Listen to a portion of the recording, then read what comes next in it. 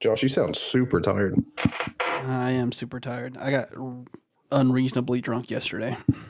I could tell. While y'all were up in Helen? Yeah, but it didn't hit me until we got home last night. So it was like fucking 9 o'clock and I was like passing the fuck out. Sweet and normal night for me. Yeah. Yeah, but yours usually don't involve getting drunk. Not anymore. Was it a fun trip though? Yeah, for sure. Cool. I've only ever been to Helen once. I didn't like it too much. It was too hot. Oh my God. It was too hot. Being out in like nature and stuff, it was awful. I'm kidding. I'm not that bad. Oh, dude, it's been like probably 10 years. I know. What month? 10 years? Yeah, it's probably been like 10 years. Easy. So you were like 13? Mm-hmm.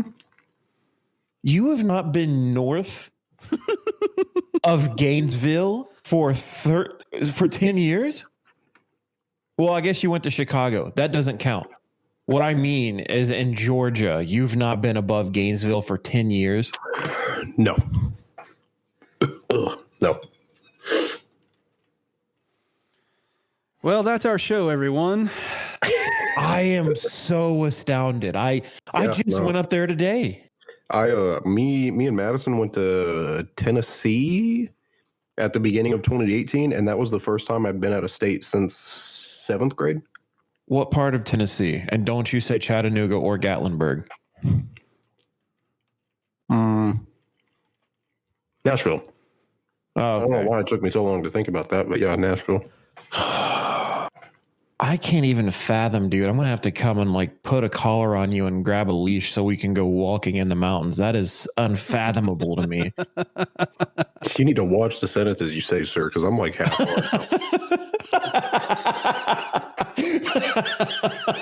I enjoyed hearing that's a little too much. Oh, just kidding. Get Matt. I don't care. Dude, I make jokes like that all the time at work, and all my coworkers think I have a fucking BDSM gimp fetish, and I was like, I promise I don't. But if you want to find out for sure. Persist. Oh, that's crazy, man. I literally go up there as frequently as possible. It's fucking beautiful. I just went up to Lake Unicoi today and I was, doing the F word, and then the whole perimeter around the lake was just nothing but color changing leaves, and it was amazing. Doing the F word? You were fucking on the lake? No, fishing. Oh, the worst F word. I got it. Yeah, I try not to say that on this podcast anymore. Well, I'm going to make you say it tonight a lot. That's my safe word.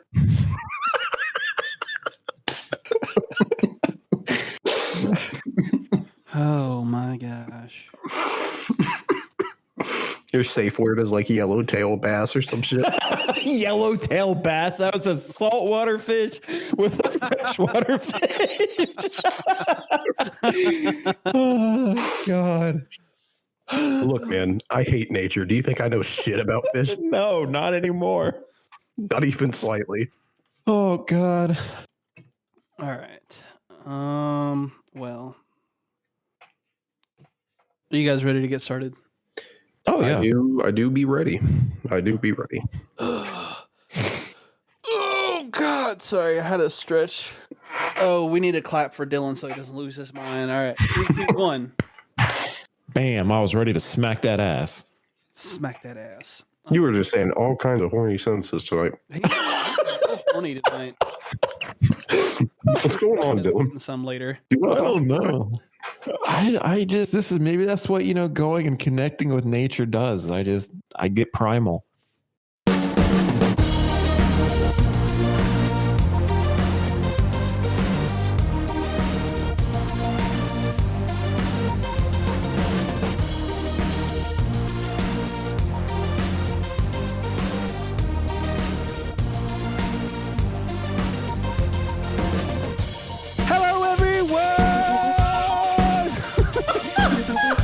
Headphone warning, Jesus. Oh, man. Was it super loud? Hell yeah. No. was just like you before this whole thing started. You were completely like low and chill, and then you just launched into that. Man, I gotta do my hosting thing. It's like you just slammed a fucking bang. Bang. What is that fucking Trevor Lawrence or whatever the hell? Trevor Wallace. Yeah. I love him. Bang or whatever. I don't know. Anyway, He's so welcome funny, to Hunting Pixels, the official video game podcast of Culture Bop. We have a terrific show for you today. It is Halloween, or at least, when you'll be hearing this, it should be the day before Halloween, but whatever. Maybe we'll see. Yeah. We've got a jam-packed spook fest of a show for you today. We've got a great Halloween themed topic for you. And on top of that, we're going to talk a little bit more about some horror films that Josh has been watching. Dylan and Austin have been working on some new content, and we'll talk about that. And we'll also talk about what we've been playing and give you something to look at with our picks of the week. I am, of course, your host, the Crypt Keeper, the one and only Bebop Man, Josh McMullen. And I am joined, as almost always, by my two hosts, the returning Dylan, Haunt of Fear Martin, and Austin, Vault of Horror Stevens. How's it going, buddies? What's up? Feels man? great to be back. I'm back in the saddle. You had one job, Josh, and you fucked up already. Really? Did I say Haunting Pixels? No, but that's but the you thing. I feel like should've. you should have said Haunting Pixels. The one time you're supposed to say it, you mess up. Come on, man. I don't know what I'm doing. I'm just playing. It was great. You did a good job. It was great. You cracked me up with your Sparta Shout. thing. Shout. Yes, thank you. Okay. I was reading what you were typing and I was confused. Oh, yeah. So, well, I mean, if we want to get right into it, the thing that I was typing was so listen, I got through 24 days without faltering. And yesterday, because of my drunkenness, I faltered and I watched my fucking horror movie yesterday. Isn't that what always happens when you're drunk? So, You mess up. then, to be fair, I started watching it, so I mean, I guess I could technically count it, but I didn't get all the way through with it. So, Damn, dude, that sucks. What did you start to watch? we started watching. So we actually, the movie for yesterday was The Lighthouse, which is what I initially had on here, but Kayla didn't want to watch that because she thought it was more of a drama or not a real horror movie or whatever. Yeah. And her cousin Camry was over last night and was like, well, we should probably do something that's closer to a real horror movie. And I had told her earlier, she doesn't really like Rob Zombie, but I had told her earlier in the month that we had House of a Thousand Corpses on the docket. But I was like, what we could do instead is we could move that up and watch The Lighthouse on the day that we're supposed to watch House of a Thousand Corpses. Well, she decided that she didn't want to watch that for whatever reason, so we switched it out for another movie called Lords of Salem, which is another Rob Zombie movie. Anyway, that was the one we were watching last night, and I got about 35 minutes in, and then I just passed the fuck out. So, yep. So, fuck me. Another year wasted. This was the year that I fucking was I'm going to do this. I got so far, because most of the time, I'm either You were out close. the first week or the second week. But this, I was fucking days away from having it complete. But That sucks, dude. Yeah. So with that said, the thing that I wrote was Train to Busan, which is a little Korean ditty we watched the day before yesterday. It's also a map on Overwatch. Busan? Yeah. Oh, interesting. I did not know that.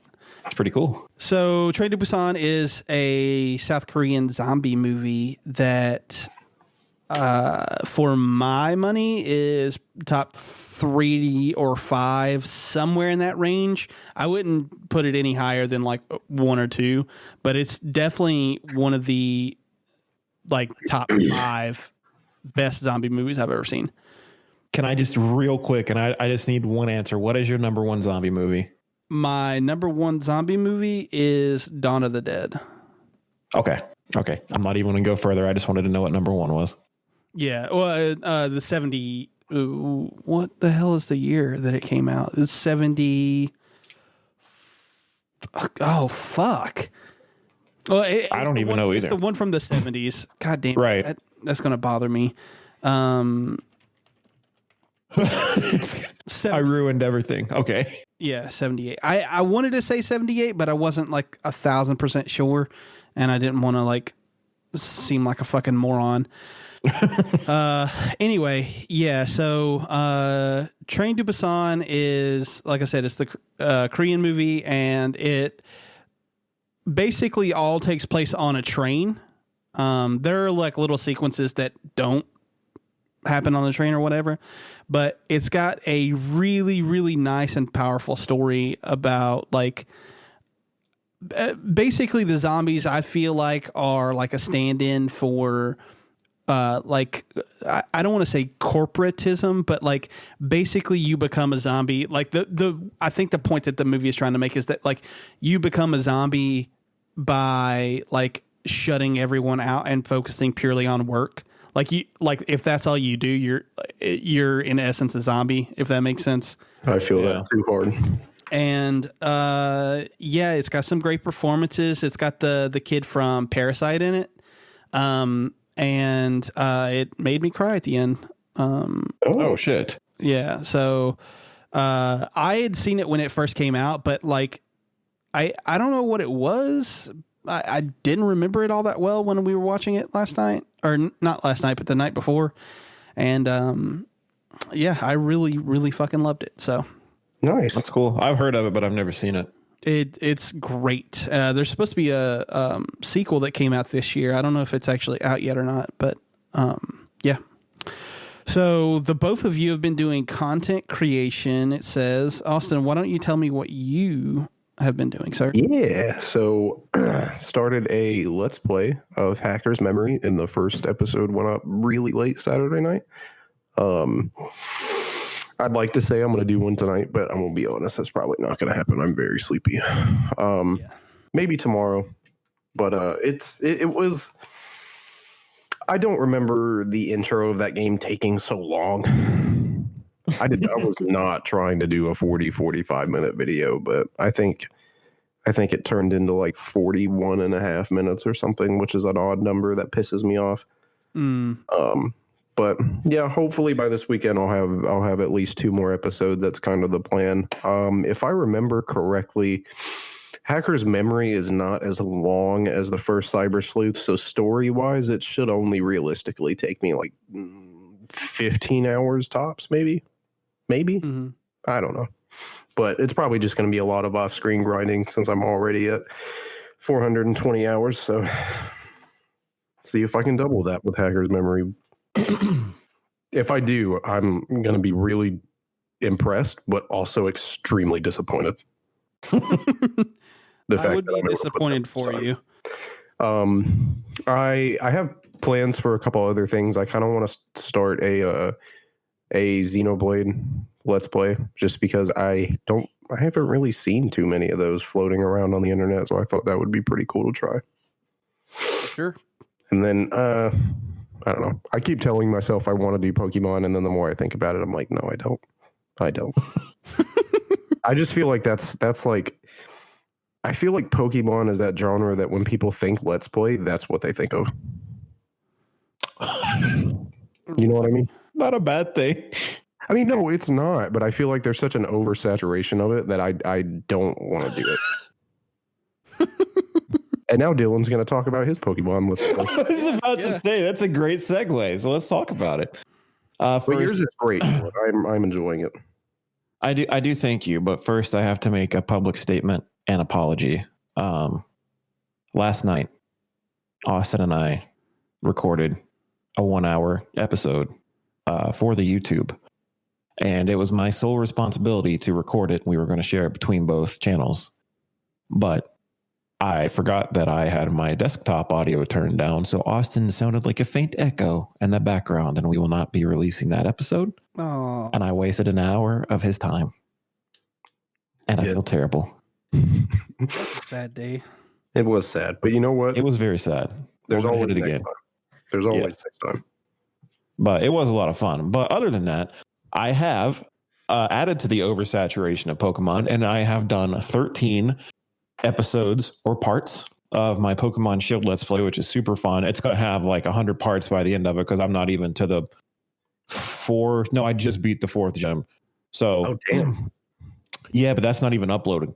Like I'm ahead. Like I have videos just on save, like that I haven't even put up yet. But other than that, we jumped Just into raring the to go. Crown Tundra DLC. Yeah, they're just ready. I have it with the same way with the Crown Tundra DLC. So I have 4 parts of the new Crown Tundra DLC put up, which is doing better than my normal Let's Play. I did find a shiny on a video recording. Like I was recording, and then I noticed that I had to literally run all the way back to somewhere that I just came from. So I was like, you know what, guys, I'm just going to cut the video, and then I'll start playing again when we get to the destination. But thank Christ, I kept the video recording, and then halfway along the route, a shiny just pops up, and it blew my fucking mind. I could not believe it. So that was cool to have. Yeah, it was cool to have on video. I never had that happen. I was hoping it would eventually, and it most certainly did. But content creation, yeah, it is recorded. It is up. Flex on me even harder. Appreciate it. Yeah, it's up. It's part 4. It's my most recent video. It's just been a lot of fun putting out everything that I possibly can. I think I said it in the last podcast that I was here on. It's the one thing that I can look forward to, and I can be happy, be merry, and have a good time. Tight. Nice. Cool. Well, the next thing I want to talk about is a little movie called The Love Witch. Oh man, where to start? So, I tend to want to keep things here as positive as possible. Like I really want to talk about things that I like because I feel like there's just enough negativity in the world. But I want to talk about a movie that I did not like with The Love Witch, strictly because I remember researching it, I think, or like looking up like best horror movie list and shit like that. Cause I do that pretty often. Like, Yeah. What's the best horror movies of this year? And blah, blah, blah. And, so I remember seeing The Love Witch on several lists from like 2016, and it made it onto a couple of like best of the decade lists. Mm-hmm. And I was like, oh, okay, this has got to be good. And so we started watching it, and I'll give the movie this. It has an aesthetic that is very clearly like 1970s, 1960s inspired. Like the way that they lit everything and the way that they colored everything looks like it's straight out of the fucking like stereoscopic like fucking I forget the name of the coloring that they used to use back then, but whatever. It looks like that. And that's pretty cool. Yeah. Like I thought that was really cool. So like I was in it for the first like probably 10 or 15 minutes of the movie, maybe even like a little bit longer, because I really thought that the aesthetic was great. And like the music sounds like it's from that time period as well. So like I was like, oh, okay, cool. And then the acting is very 70s also. Like there's a lot of like I don't want to say awkward, but like I think the acting is good because they're trying to replicate what was done back then. So like acting back then would have been like awkward and wooden, and you know what I mean?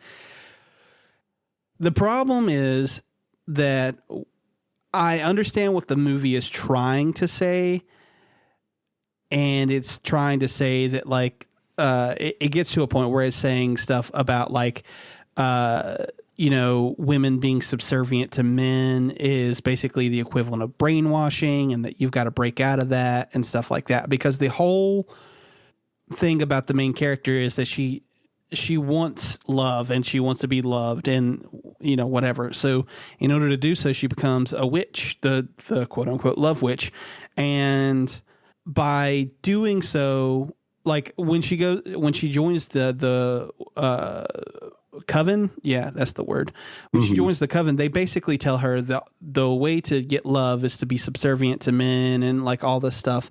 And then like she does that and she gets these men kind of like in bed with her. And then like the thing is like, then they all die.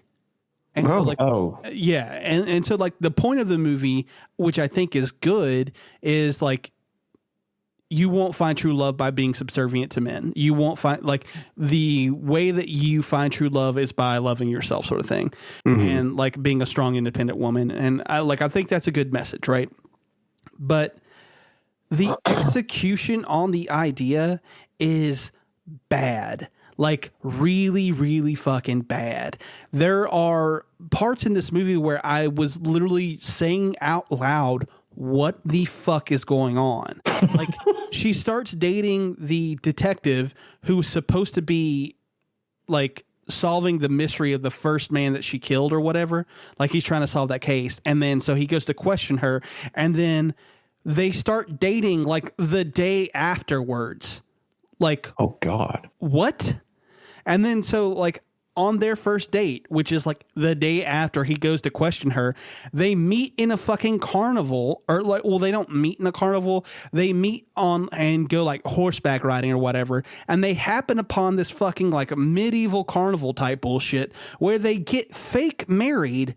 And the entire time I was like, what is fucking happening? Like I was so baffled by what was going on. And then like there are weird things that like just to me like thematically didn't make sense. Like one of the guys that she dates and he ends up killing himself. Well, I guess she doesn't really date him. She just kind of fucks him, but whatever. So he was actually married to the woman who is like renting her apartment out to her. And then, so the woman comes up to her room to give her something that she had like left at lunch, and then starts snooping around in the bedroom and like puts on a wig that the main girl wears and then starts putting on her lingerie. And I was like, what is happening? Like the whole point is that like this woman is the exact opposite of what you are. And now you're trying to be her. Like, I'm not sure that what you're saying is what you're trying to say. And just overall, I really disliked it a lot. And it sucks because I really think that the message behind it was a good message. And I really liked the aesthetics for like a solid, I don't know, like I said, 15, 20, maybe even 30 minutes. But then it became grating and I just didn't want to watch it anymore. And I had to power through it because I was like, I'm not fucking starting another movie. So, yeah, don't go see The Love Witch.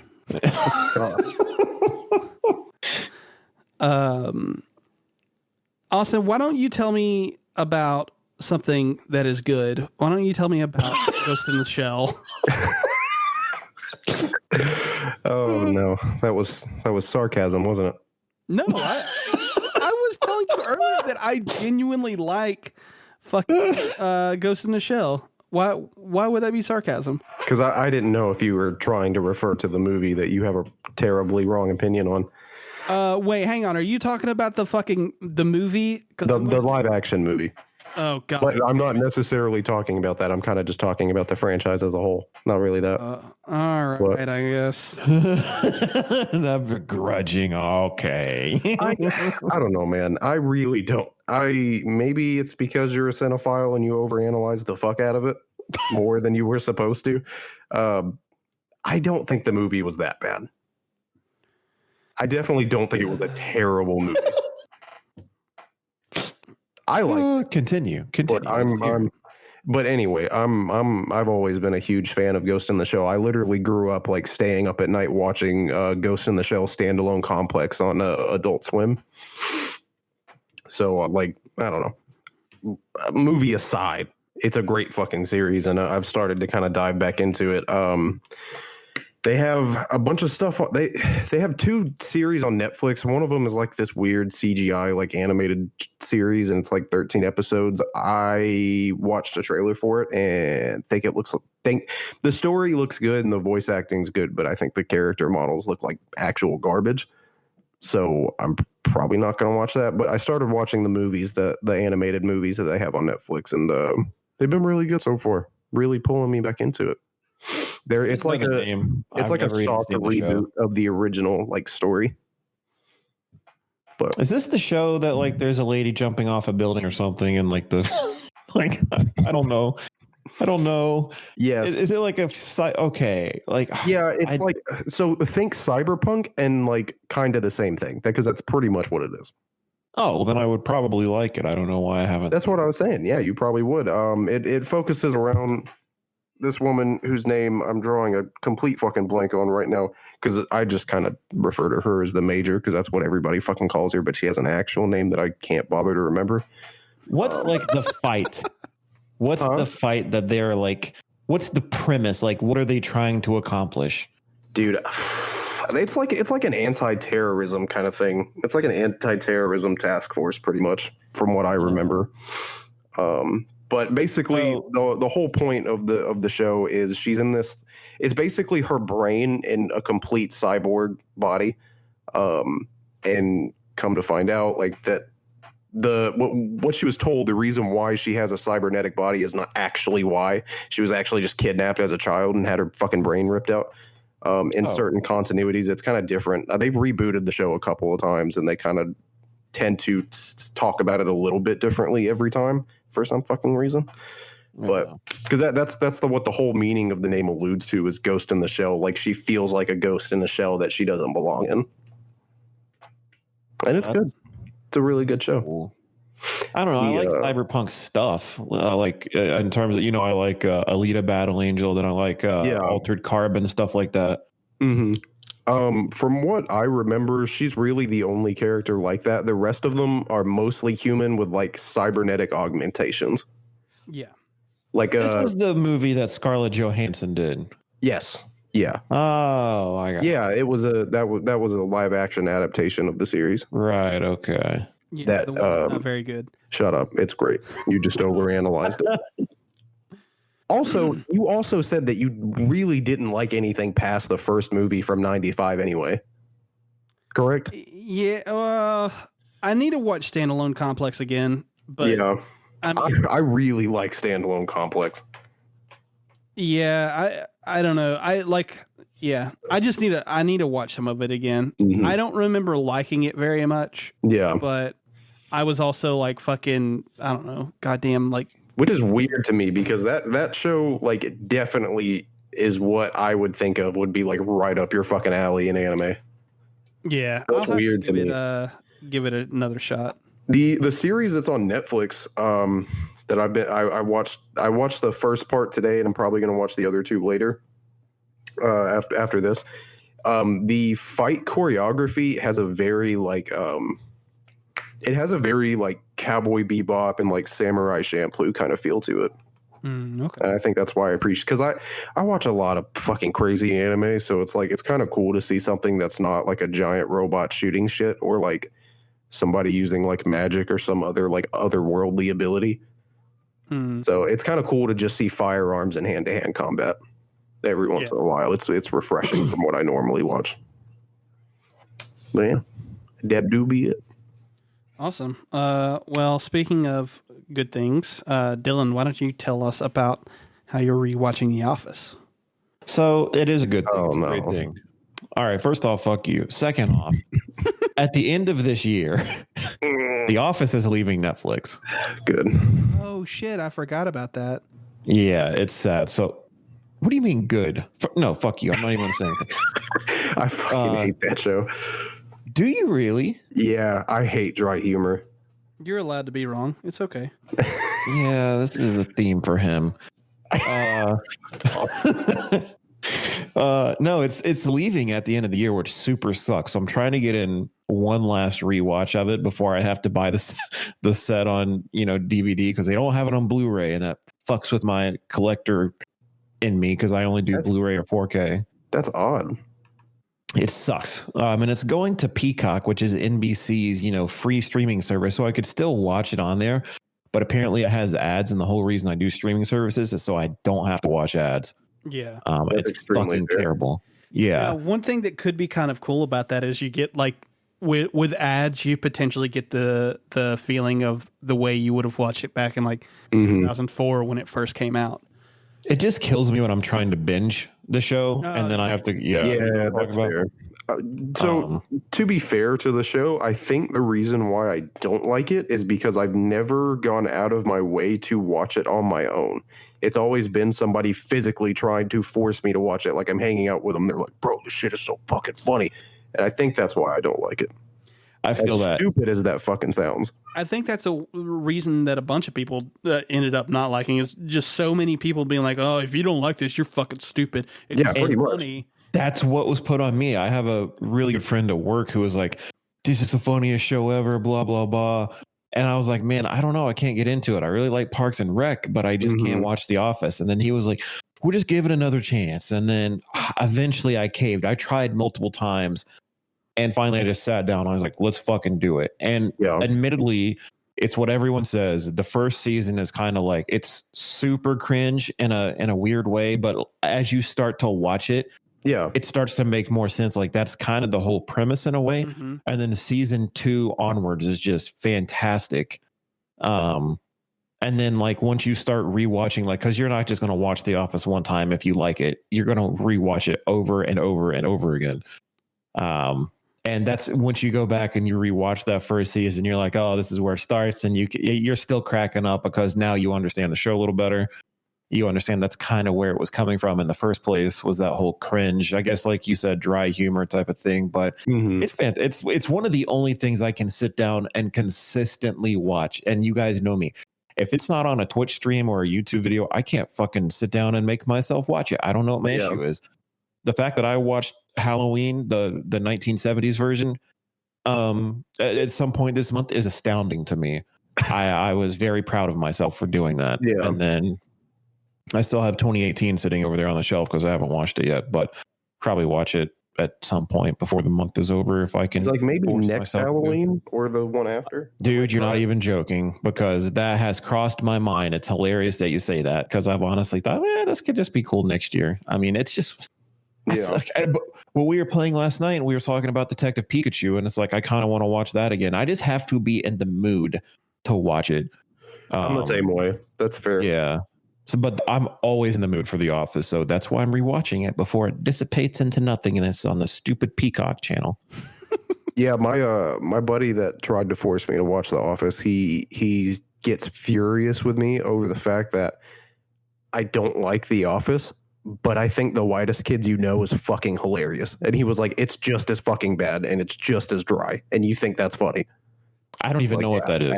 The Whitest Kids You Know is fucking hilarious. I fucking love that show, dude. It's like a sketch comedy show with these like fucking saltine cracker fucking white dudes. Have you ever seen Miss March? No. Okay, well, it's from the same guys who did The Whitest Kids You Know. Oh, bro, I have to watch that then. Yeah, it's good.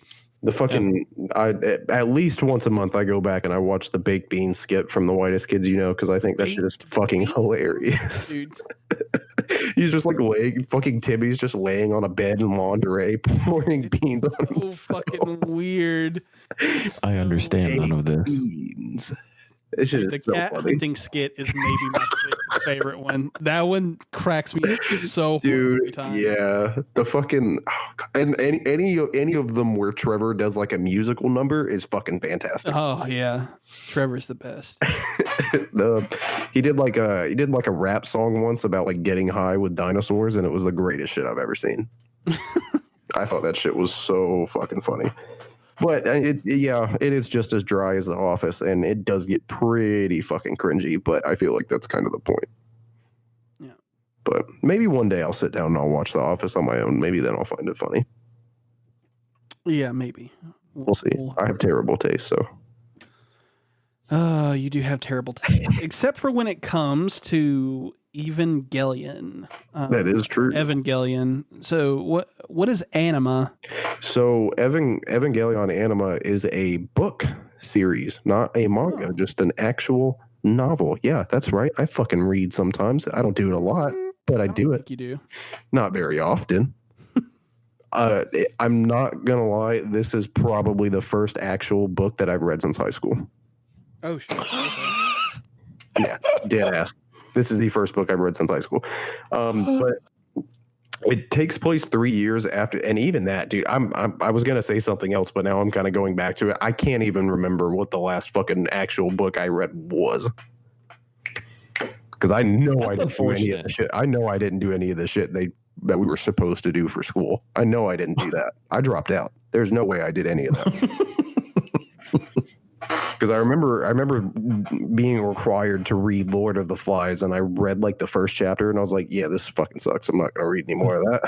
Yeah, it's over. But yeah, it's a book series that takes place 3 years after the anime. But it's kind of like a what if scenario. It's like, what if the last 2 episodes of the anime never happened, and how the series would have changed from then on. Like Shinji's like 17, Shinji and Asuka are like 17, 18. There's more clones of Rey, and they kind of went berserk and are now like worldwide terrorists that do all kinds of really fucked up shit. There's not really any angels anymore. They still have the Avas just in case of the angels, but now there are terrorists that like also kind of have Avas, which is fucking weird. But this is the first piece of Evangelion media that I'm gonna say is like okay. It's not great. Oh, yeah, that's like the most okay thing that I've ever read. But Well, that's unfortunate. it's okay. It's all right. You know what books I did remember reading from high school that I enjoyed? None of them. And if y'all know what this book series is, you're going to think this is the cringiest thing you've ever heard. Oh, Christ. The Vladimir Todd books were fire. I have no idea what that even is. Really? never heard of it. What? Oh, bro. It was like Twilight, but better. It was a vampire thing. Oh, Okay. And I enjoyed it. It was more like, I don't know. Fuck, dude. I guess it kind of was like Twilight, but it was more like marketed towards guys, I guess is the best way to describe that. oh. But it was good. And that's the last book that I remember reading, and that's really fucking bad. I'm stupid. Like, how can I make sure my kids read a book when they're in school if I'm like, well, shit, I haven't fucking read one in like 10, 15 years. You got to jump on it. I do. I want to read more. God, that's so much time that I don't have. Like, why would I have do it? You just direct it to other things. Yeah, but why would I read a book when I could play the Final Fantasy VII remake? Why would I do that? Why would I read the book when I could watch the movie in 2 hours? Oh, Wow. Okay. I'm Wow. ending it there because god damn, is that wrong? I know. Right. No, I know. Trust me. I read all the Percy Jackson books, and I know how wrong of a fucking statement that is. Oh, Jesus. Because those movies are garbage. You know what movie's not garbage? Can I take a guess? The version of Invasion of the Body Snatchers. Ooh. That was what I was going to guess. Oh, shit. I know. Cognition going on over there. It's pretty great. Once you tell me about it, though. So Invasion of the Body Snatchers from 1978 is the second adaptation. I'm pretty sure it is a novel. It might be a short story. Hang on. Let me double check this so I don't get it wrong. Okay. So it's a 1955 novel called The Body Snatchers. All right. So the first one came in 56 and has Kevin McCarthy. Like, it's really iconic. The view of him, like, just shouting into the camera is like, they're coming, and then they're going to get you and you're next or whatever. And then it just kind of ends.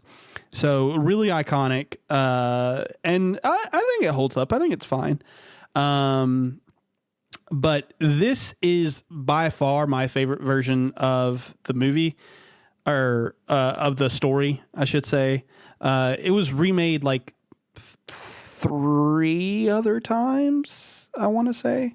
I know for sure in 1993 and in 2007 for sure. There might be another one in there that I'm missing. But anyway, so, I mean, we all know what the story is. This spore-like thing comes from outer space, and once you touch it, you kind of, like, start becoming like a... you go into a pod, basically, and inside the pod... Or you don't go inside the pod, sorry. A pod starts forming around you once you fall asleep. And inside the pod, another version of you is being born. And then, you know, that's the person that kind of comes and takes over or whatever. And so it really initially, I think, is about like conformity. At least the 56 version was. It was kind of like it came out during really the height of, or like the beginning of the Cold War. And it was like, a commentary on the fears of like becoming, you know, a communist dictatorship or whatever, or coming under those things. And I think that this version kind of does the same thing, but it's not really related to the Cold War or anything like that. It's more about like just your mundane lives and how like you're kind of forced into one sort of like, you're forced into one sort of thing where art and stuff like that isn't available to you. I mean, it's still kind of like a take on that theme of like what would happen if you know, the Red Scare had happened and, or, you know, all that shit. But it's got some really, really fucking terrific acting. Donald Sutherland plays the main character and he's wonderful in it.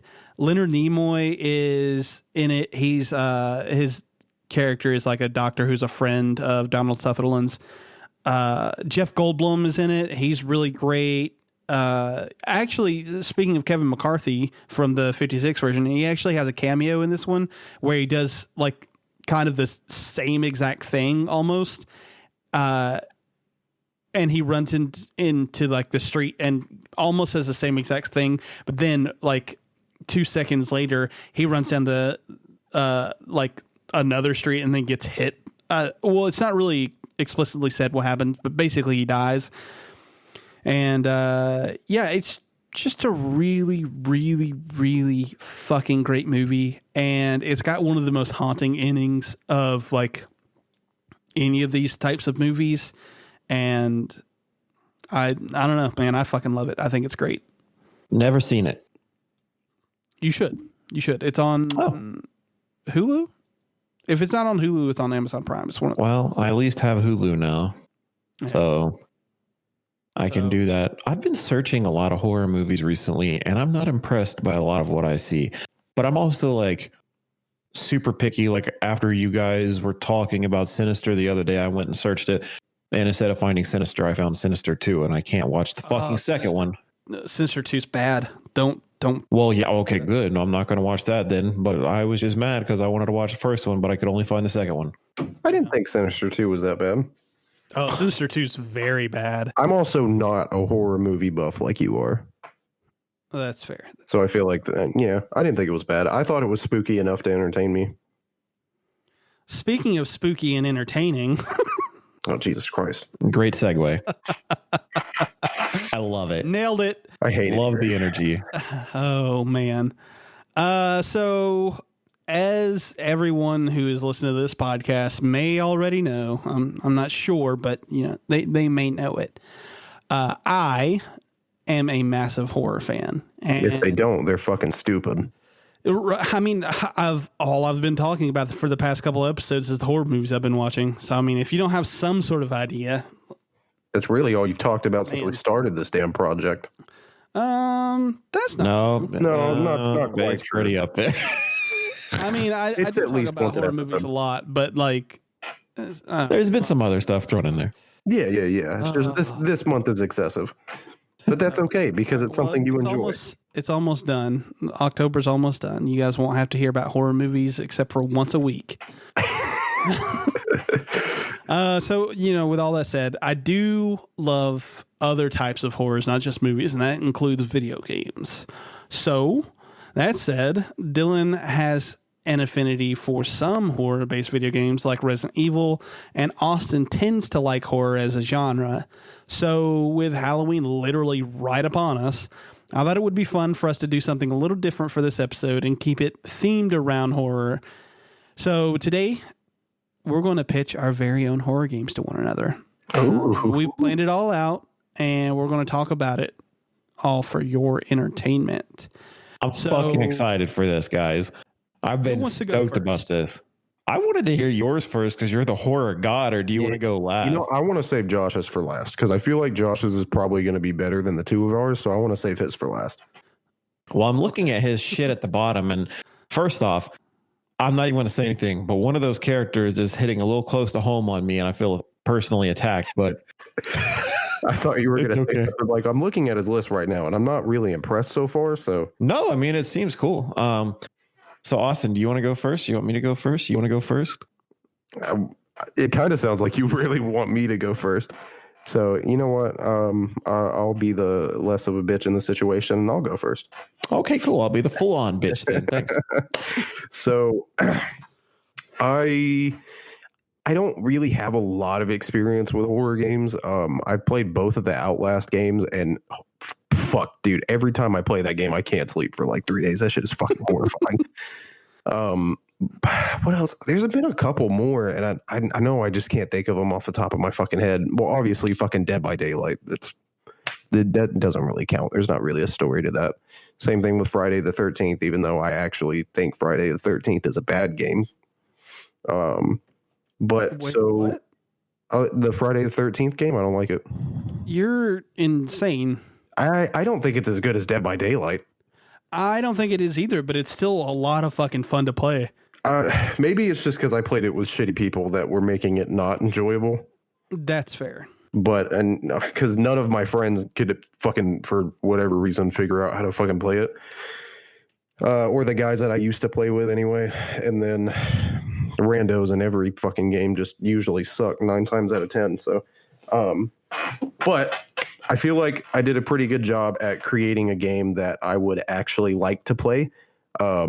Like if this was an actual thing being released, I would probably pre-order the most expensive version of it, kind of like Breath of the Wild 2. Whenever that happens, you like how I snuck that in there? I was trying to find a spot somewhere. Because I noticed the last 2 episodes, I didn't say it. The last 2 episodes. It was a little weird. You're slipping, you bitch. I know. So I've got to say it 2 more times this episode to make up for it. So we'll get there. It's like Beetlejuice. You got to say it 3 times. Maybe if I say it 3 times, they'll announce the pre-order while I'm doing it. Who knows? No, they're going to cancel it. We'll see.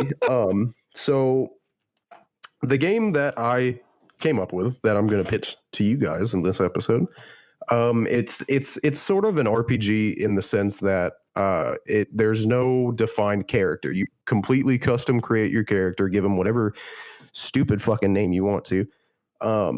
But for my idea, you have to be really fucking careful about what you create because it might come to fuck you sometime later in the game. Oh my. Not literally, of course, metaphorically. Or maybe literally. I don't know. It depends on what kind of headspace I'm in. But so the story starts out with a character who is an employee of the FBI, and he's sent to a prison, which is I didn't really do a very good job at thinking of city names or prison names or character names, so I just kind of left everything dumb fucking big. But he sent. We're going to call the city New York. We're just going to say it takes place in fucking New York because that's easier.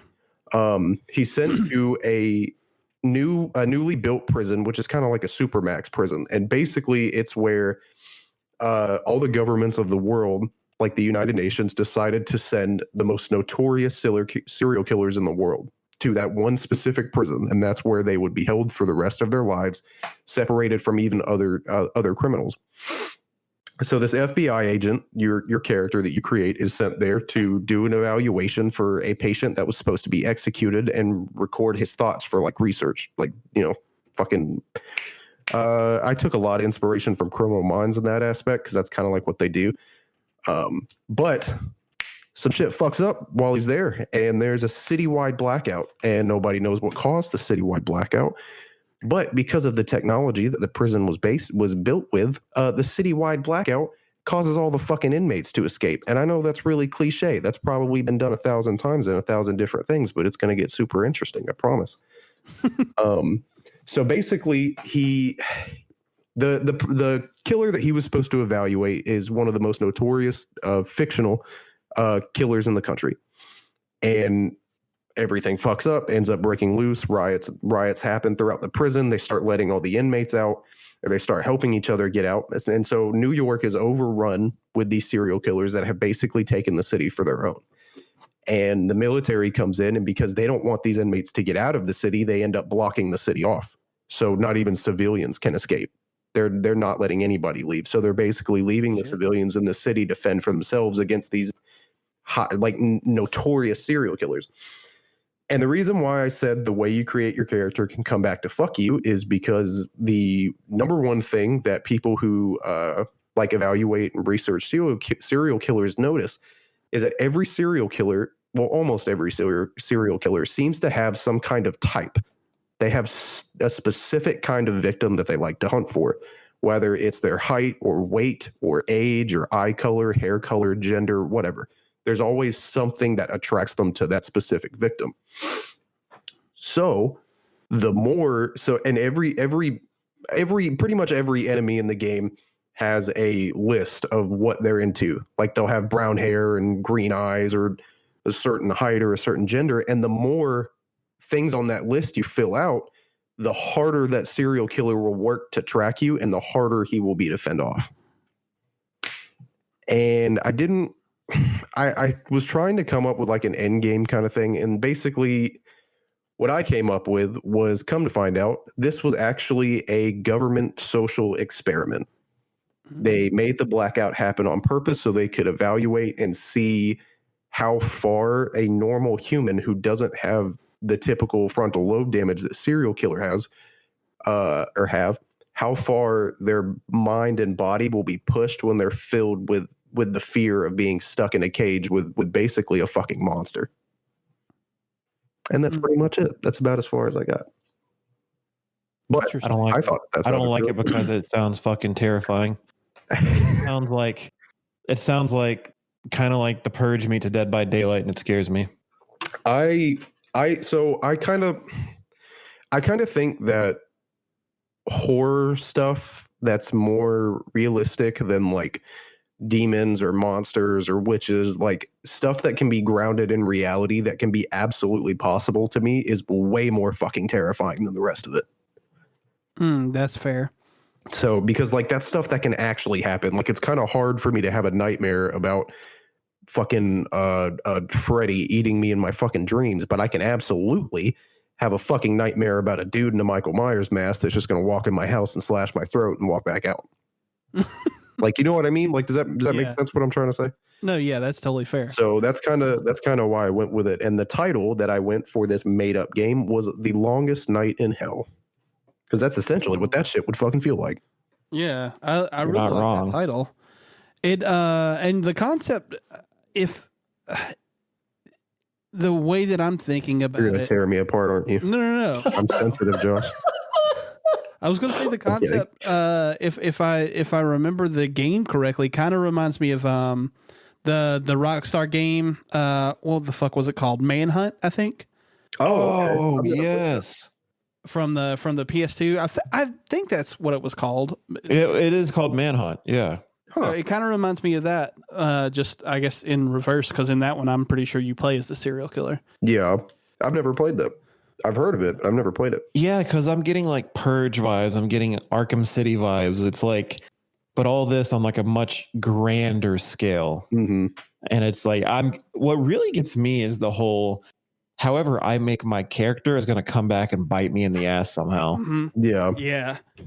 I haven't, at least to my knowledge that I can remember, I haven't played a game where, because I'm very into RPGs that let you fully create a custom character. Depending on if I'm sober or not, I will spend hours doing that. And my buddy David is worse. I've literally watched this man hanging out at his house. We're on medicine, trying to keep things super vague in case family ever listen to this podcast. But I have literally watched that man take 4 hours to create a character, trying to make sure everything was perfect. Like, dude, going as in depth as the game would possibly allow him to go. And I'm super into games. I'm super into games that allow me to do that. So the concept of a game fucking you for doing that felt really interesting to me. And that's something that I like I said, if this was a real thing, I would probably buy the shit out of this. Yeah, I mean, because there's nothing else that exists like it, and I would be curious to see the story pan out, especially with like that. I'm not going to say he's the leader, but like the head honcho serial killer, like the one that you said was the worst in fictional history. I would still like to see how he comes to play in. Yeah, but that sounds cool, man. I'd probably play that. I would love to see something like that. I'd spend hours on that. That would be great. But go on, Dylan. Would you? Yeah, I was. Huh?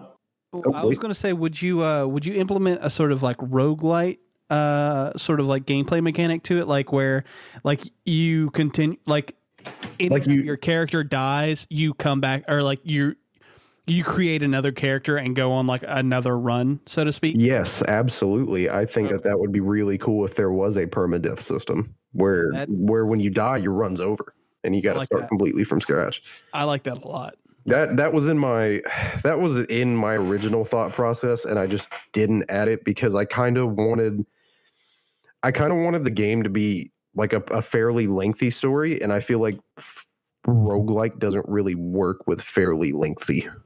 Yeah. You know what I mean? Like that would probably be more of like the hardest setting in the game has permadeath or something like that. Like the hardest difficulty setting is permadeath.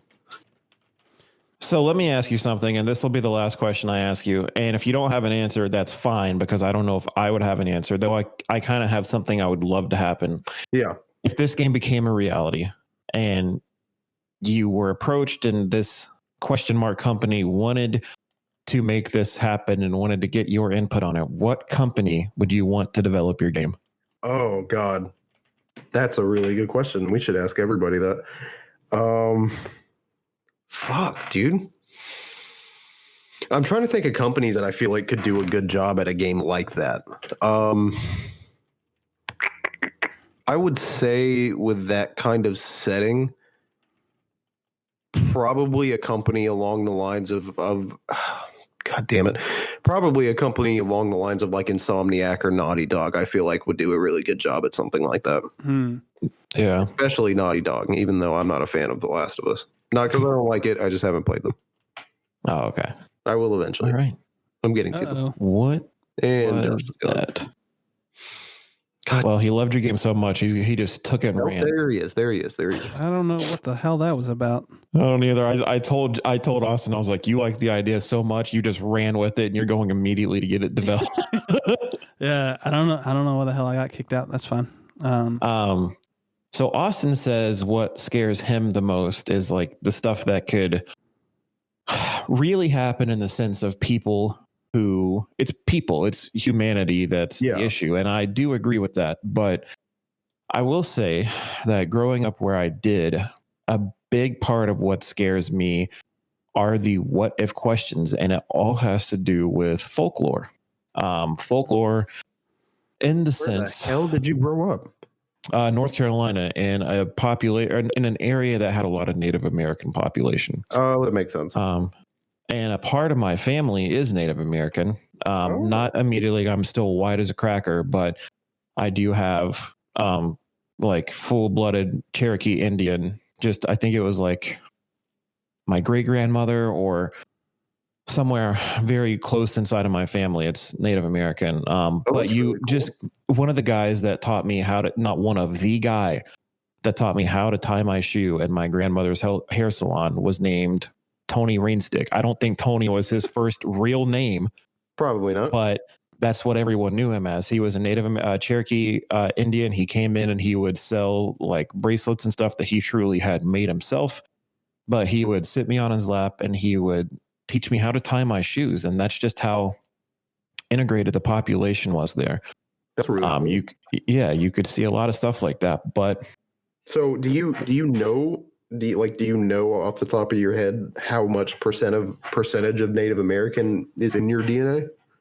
I don't. I would actually be curious to know. You should try that. You should take like an ancestry test. I would like to know that and then I also have like a huge part of like Czechoslovakian blood in me as well, and German, stuff like that. But I don't know. I would like to know one day. But growing up where I did, you hear a lot of stories. And while Cherokees really don't have anything just greatly terrifying outside of a few things, one being called the Raven Mocker, and then another one being called, I think it's I don't know if it's Stonefinger or not. It's something similar to that. But Cherokees don't have anything truly just gruesome. But who does are the Native American population further north in terms of like the Canadian areas and stuff like that. So this is where my game stems from. I was going to do something based around The Shining because that's my favorite horror story, both in terms of book and movie. That's my favorite. But when I truly sat down and thought about it, this is something that gets me on a much more just cerebral level. And it's because I do believe stuff like this. Mm-hmm. In some way, shape, or form. I believe folklore has stemmed from somewhere. I don't believe the Native Americans made any of this up. I think the world is a much more scary place than we think it is. So the gameplay is very much first-person survival. You have no tools at your disposal other than what is at your immediate reach, but sometimes that's all you need. You are very much out of your element. Everything is quite literally out to get you, and in turn, you must do what you can to survive. And most importantly, avoid the Wendigo. The Wendigo is essentially the embodiment of just like a malevolent, cannibalistic, supernatural being. He or she, whatever, has never been a friendly sight. I'll say that. So I have a synopsis, and I'm going to read the little synopsis, and I'll go from there. But so deep within the forests of Ontario, two men, Edgar and Robert, on an excursion into the vast expanse to hike, fish, and hunt, are set upon by misfortune. When a grueling downpour sets them on a trail of misery, they soon learn that the reality in which they lived was nothing more than a meager fib, a lie humanity tells itself to ease the burden of the greatest question: what if? Edgar and Robert soon find themselves in a maelstrom of chaos intertwining that of the supernatural and the all-too-real human nature when they stumble upon a modern tribe of Cree who worship the Wendigo, an entity thought to be superstition, an inkblot, and the realm of folklore. But for the two unfortunate souls for whom our story follows, superstition becomes all too real. Harrowing conflicts with the tribe of cannibalistic Cree pale in comparison to the entity that lurks in the corner of their eye, the creature standing at twice the height of a human, with limbs elongated and so thin you'd think them nothing but a small branch on an adolescent tree. Its eyes hollow and black as coal, and a rack of horns fit for a king. Edgar and Robert have found the embodiment of hell and the devil that rules over the domain. So that's my premise. So health is non-existent in this game. Death can still occur from things like the Wendigo catching up to you and getting its hands on you, or the Cree capturing you outside of like a cutscene situation. In place of health, there is sanity and humanity. While increased run-ins with the Wendigo will diminish your sanity, your interactions and choices you make while dealing with the Cree will affect your humanity. Fall too low in your sanity, and it becomes much easier for the Wendigo to find you. Fall too low in your humanity, and the Cree can start appearing more frequently, endangering you more often, and forcing you to flee for your life. Your responsibility is to stay out of sight and out of mind as much as possible, though doing so is much easier said than done. You'll be faced with choices that will affect your very survival and must not be taken lightly. There is no music in this game outside of the traditional Cree playing their music with their instruments inside of their camps and stuff like that. Other than that, The sound is purely the forest surrounding you, and sometimes the silence is deafening. So if you guys have ever, Austin, I know you haven't, but if you go into the forest in the middle of the night, even here, and You're right. one of the first dates I ever took Sabrina on was we drove into the middle of the mountains at night. We were just cruising, and I told her, this is probably going to be the most scared you've ever been. So we go up and we're halfway into a mountain. And I said, are you ready? And she said, what? And I shut the car off and the lights went off and everything around you. It's the most harrowing thing you could possibly hear because what you're hearing is nature. But that nature is scary as hell when the whole entire earth around you is nothing but black night. And that's kind of where this game stems from. It stems from those Native American folklores and probably one of the most, to me, just pure evil like forces out there in their superstition. And this is a game where you can be playing along and you can be trying to escape and you think that you're escaping from the Cree, but then it's not that you're going to see the Wendigo chasing you. It's not going to happen. It's going to be that you're going to see glimpses or a shadow out of the corner of your eye, and you're going to hear that heartbeat, and you're going to see your sanity start to deplete. And that's where this is where my concept stems from, because I truly feel this is a game that I would want to play. I would want to get this just cerebral experience making me fear for myself. I want something to make my adrenaline rush and my heart pump. And that's the kind of game that does this. And that's my concept. This is my horror game. Hell yeah. Nice. I like that a lot. That's Thank weird. You. That was, I was expecting you to have a shining thing going because that's what we had talked about. So this was a pleasant surprise. Yeah, I really wanted to because I think the concept of going into the Overlook Hotel as a past caretaker before we see, Mr. Torrance go in there, I think that would be something that's super cool. But this speaks to me on another level because it's something that I truly relate to, and it's something that I am truly fearful of. So yeah, that's where it comes from. That makes sense. Yeah, that was good, man. I would play that. Yeah, thank you. I would too. As terrified as I fucking would be, I would definitely try it. So, with that said, what you asked Austin, who would you? I have two, and I know it's completely out of the realm of what they do. So and that's why I have two. I think FromSoft could take something like this. It's something completely they've never done before, but they do such a good job at making these dark, gritty worlds that I think it would be super cool to see their take on it. But maybe that's just the fanboy in me. So if that never could happen, it would definitely be Ninja Theory, just with what I saw from Hellblade. Oh, yeah. Okay. I did not even think about them. I could definitely get behind that. Yeah. All right, Josh, it's the daddy moment. I would have said you just because of the nature element, I would have said fucking Ubisoft too.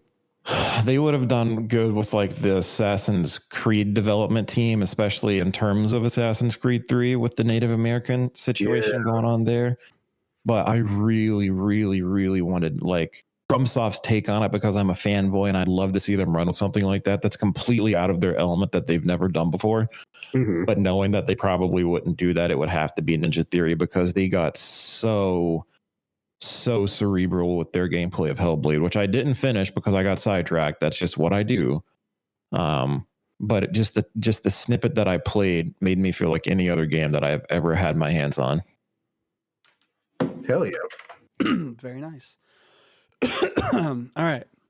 So I don't have a synopsis like you laid out, but I have basically design elements pulled together.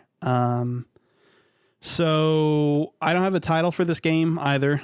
Austin beat me there, and you beat me with synopsis. So hopefully I can. My game would have literally been called Wendigo. Okay. Yeah. All right. So this game sort of came to me as like remnants of an old script that I had started like a long time ago, like maybe like 2012, maybe. Hell, maybe even earlier than that. That was very, very inspired by Nightmare on Elm Street.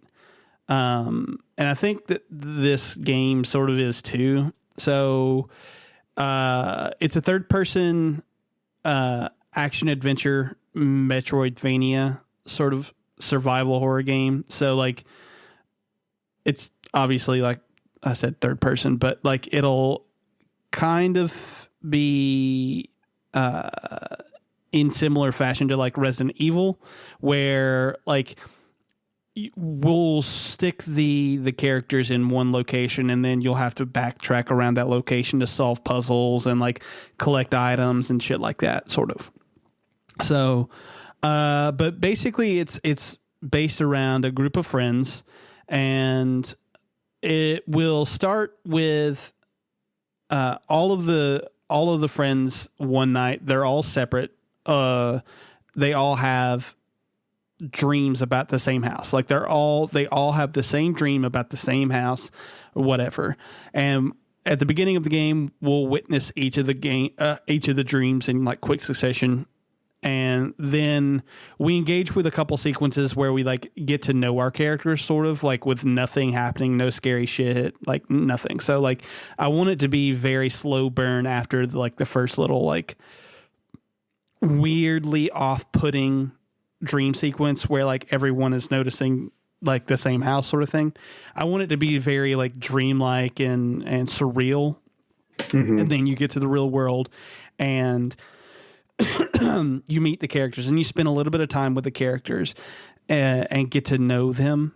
And it'll play kind of like in this at least portion of the game, it'll play in my mind a little bit like Persona, where you're gaining relevant information through building relationships with the other characters. Then the game will really get kicked off in full when one of the characters named Adam is out running and notices the house from their dreams. And so they all talk about it and how weird it is. And then there will be another sequence where each of the characters will have a different dream. And I'm thinking that this maybe is the least maybe like scary parts of the game. So like the dreams will kind of like guide them to the house, sort of thing. And then they'll all wake up or something. So when that happens, they all decide, well, we know where the house is. We're all dreaming about it. Something's got to be going on. So they go to investigate the house. And then once they get into the house, they begin to search it kind of room by room. But while they're in these rooms, they start to like nod off and fall asleep, or like the rooms will kind of like mess with their perceptions of reality or stuff like that. And each one of these like room things or like dream sequences will tie into each of the characters' sort of like fears. So Emily Prescott is the main protagonist. She's kind of like studious. She's got an athletic-ish build, and she has issues with physical violence carried out against her and her family members by other family and loved ones. And her dreams will all deal with that trauma. So like she'll see stuff like people getting beaten, or like maybe the aftermath where like, you know, after you know how like in domestic abuse cases, they're like the guy will come back in or the woman will come back in and be like, you know, I only do this because I love you or whatever, you know. Oh yeah. Stuff. Yeah. So like all of her dream sequences will kind of center around that sort of stuff, like trauma or like physical violence and like gaslighting and shit like that. Adam Jones is her stepbrother. He's gay. He's very fit and athletic, but he has sobriety issues that stem from the loss of his mother. And his dreams will will kind of deal with the sobriety in what I think of as like possession. So like the thematic struggle of like you're a different person when you have drugs in you, sort of thing. Oh yeah. So the possession angle kicks in there. At least that's what I'm thinking. I don't know exactly how that would work since he's the character experiencing the dreams, but that's where my thought process was. Mm-hmm. Dylan Park is Adam's boyfriend. He's a little bit on the chubby side. I feel attacked. He has severe issues with his body image and constantly fears Adam is going to leave him because of it. So his dreams will sort of deal with that loss and with his weight gain and deal with those sort of fears.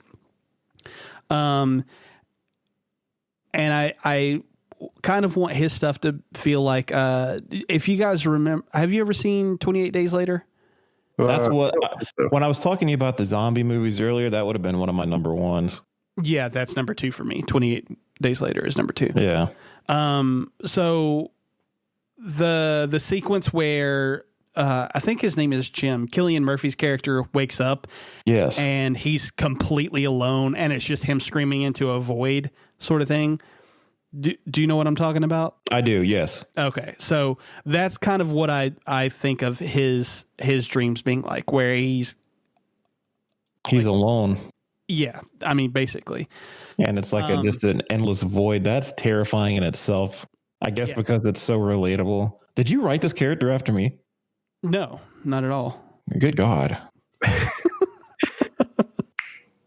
No, I honestly kind of modeled him what I felt like after myself, but holy shit, you and I, Josh, we need to go to therapy.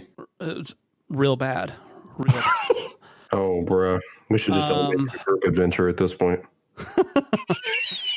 Oh my God. So the last 2 characters, Sandra Thomas is Emily's best friend. She's obsessed with her self-image. So she constantly is caring about what others think of her. And her dream sequences will revolve around body disfigurement horror. So like she will like maybe somehow get into like in her dream sequence will find herself in like I forget like what you would call them, but like, you know, when you go into the carnival house of mirrors. Oh, and you're like completely distorted. Yeah, exactly. I gotcha. And so like, that's what she would see, sort of thing. And then the last one is Laura Steinman, and that's Emily's sister-in-law. Laura's husband, who was Emily's sister, died in a car accident just the year prior. And that will be basis. Oh my God, that will be the basis of most of her dream sequences. Basically like a ghost story. Like she's seeing her husband who's dead or whatever.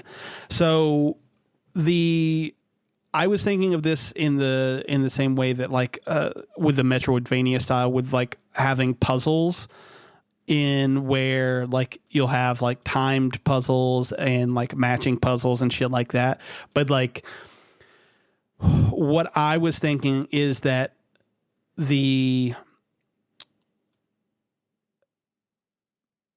basically the puzzles and like the combat, which I'll get into in just a second, will all take place in the house, and the combat specifically will take place during quote unquote dream sequences, where each of the characters kind of grow their own ability that is like their version of like fighting their fears or whatever. And the puzzles will sort of like help to develop those powers, but also will allow them to further explore the house. Like I want it to like seem like when you first see it, like it's a small, like little whatever, but like when you get in, it's like a labyrinth sort of thing. And all of the characters can die, and each character, and the decisions that they make. So like if they're unable to like finish a puzzle or they die within their specific like stories and whatever, will affect the story for the other characters. So like if say, you know, Dylan in his. Oh my god! I just realized that the chubby character is named Dylan. God, That's why I asked. holy shit! I did not even fucking put two and two together. Holy shit. Well, so like one of his things is like his weight gain, and I was thinking like maybe one of his dream sequences will just be him like eating and eating and eating and eating until he dies, sort of thing. Like he just balloons up basically. And so I was thinking like if say Dylan is in a room and this room is going to lead to like a safe house or whatever, and then he kind of like enters in to the, you know, the dream state or whatever, and he's unable to finish the like opening up the room to the safe room or whatever, that the next character will have to go, if they go into that room, will have to open up the safe room, if that makes sense. So like the decisions that one character makes or the fact that they die will affect what happens to the other people within the house. So, and the combat, I really don't know exactly what I had thought would work, because I don't really have a villain for this story. And I don't know what the combat would actually entail. So it might just be a matter of like, not necessarily combat, but like each of their unique abilities would help them to eventually, you know, quote unquote, conquer their fears, and like in the story, if that makes sense. So maybe it's not combat mechanics so much as more like just gameplay mechanics. So, yeah, that was a very long and way more involved than I probably should have given it. But, yeah, so What's the end game? I guess that's my biggest one. That's the only thing, and this is where when I took the idea from the script that I had originally written, I didn't have an idea for what the quote unquote villain would be.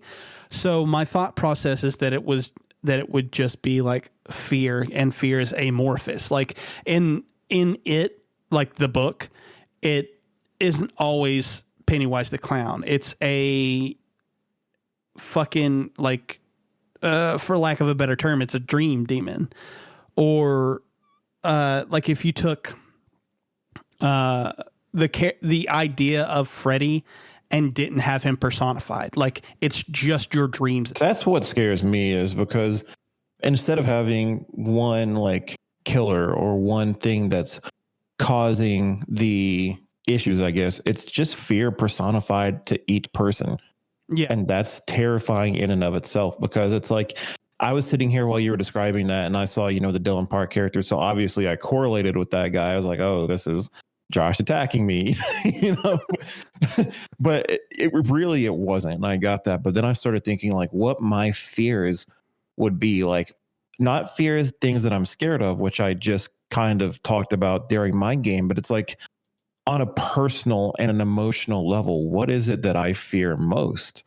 And it's like, if I were having dreams about stuff like that, that would probably ruin my life really quickly. I mean, and that's the scariest part of it. So hearing you talk about that, and especially like the puzzle-based systems, because I don't know, if I'm already having the worst time of my life dealing with these fears being brought to light, I don't have time for puzzles. So it's just even fucking worse. And that's what makes it so much more terrifying to me, is that they have all this going on and any one person at any given time could die. And then everyone else has to pick up. I'm not going to say the person's slack, but that's kind of like what it is. It's like, you know, they died, they're not carrying their weight. That's not it. You have to pick up where they left off. And that's so fucking terrifying, because the old movies like it in the book, that really did get to me, because it's fear itself. And that's what's so bad to me. Yeah. It's a scary world. Yep. So to wrap mine up, there are two teams that really come to mind for me as to who could potentially do this.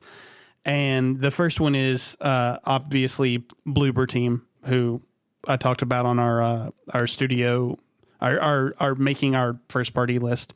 They, I feel like, kind of did something a little similar with like Layers of Fear. And I think that they have the chops within the horror genre to really like do this. But the other team that really popped to mind for me was, God, what is their name? I'm blanking on it. Supermassive, yeah. The guys who did Until Dawn. Until Dawn, yep. And Man and Medan. Because I really feel like their style of like storytelling where, you know, everything affects everything sort of thing would lend itself to the way that because I was getting some strong Until Dawn vibes, and I was like, if any development company could do this, it would be Supermassive.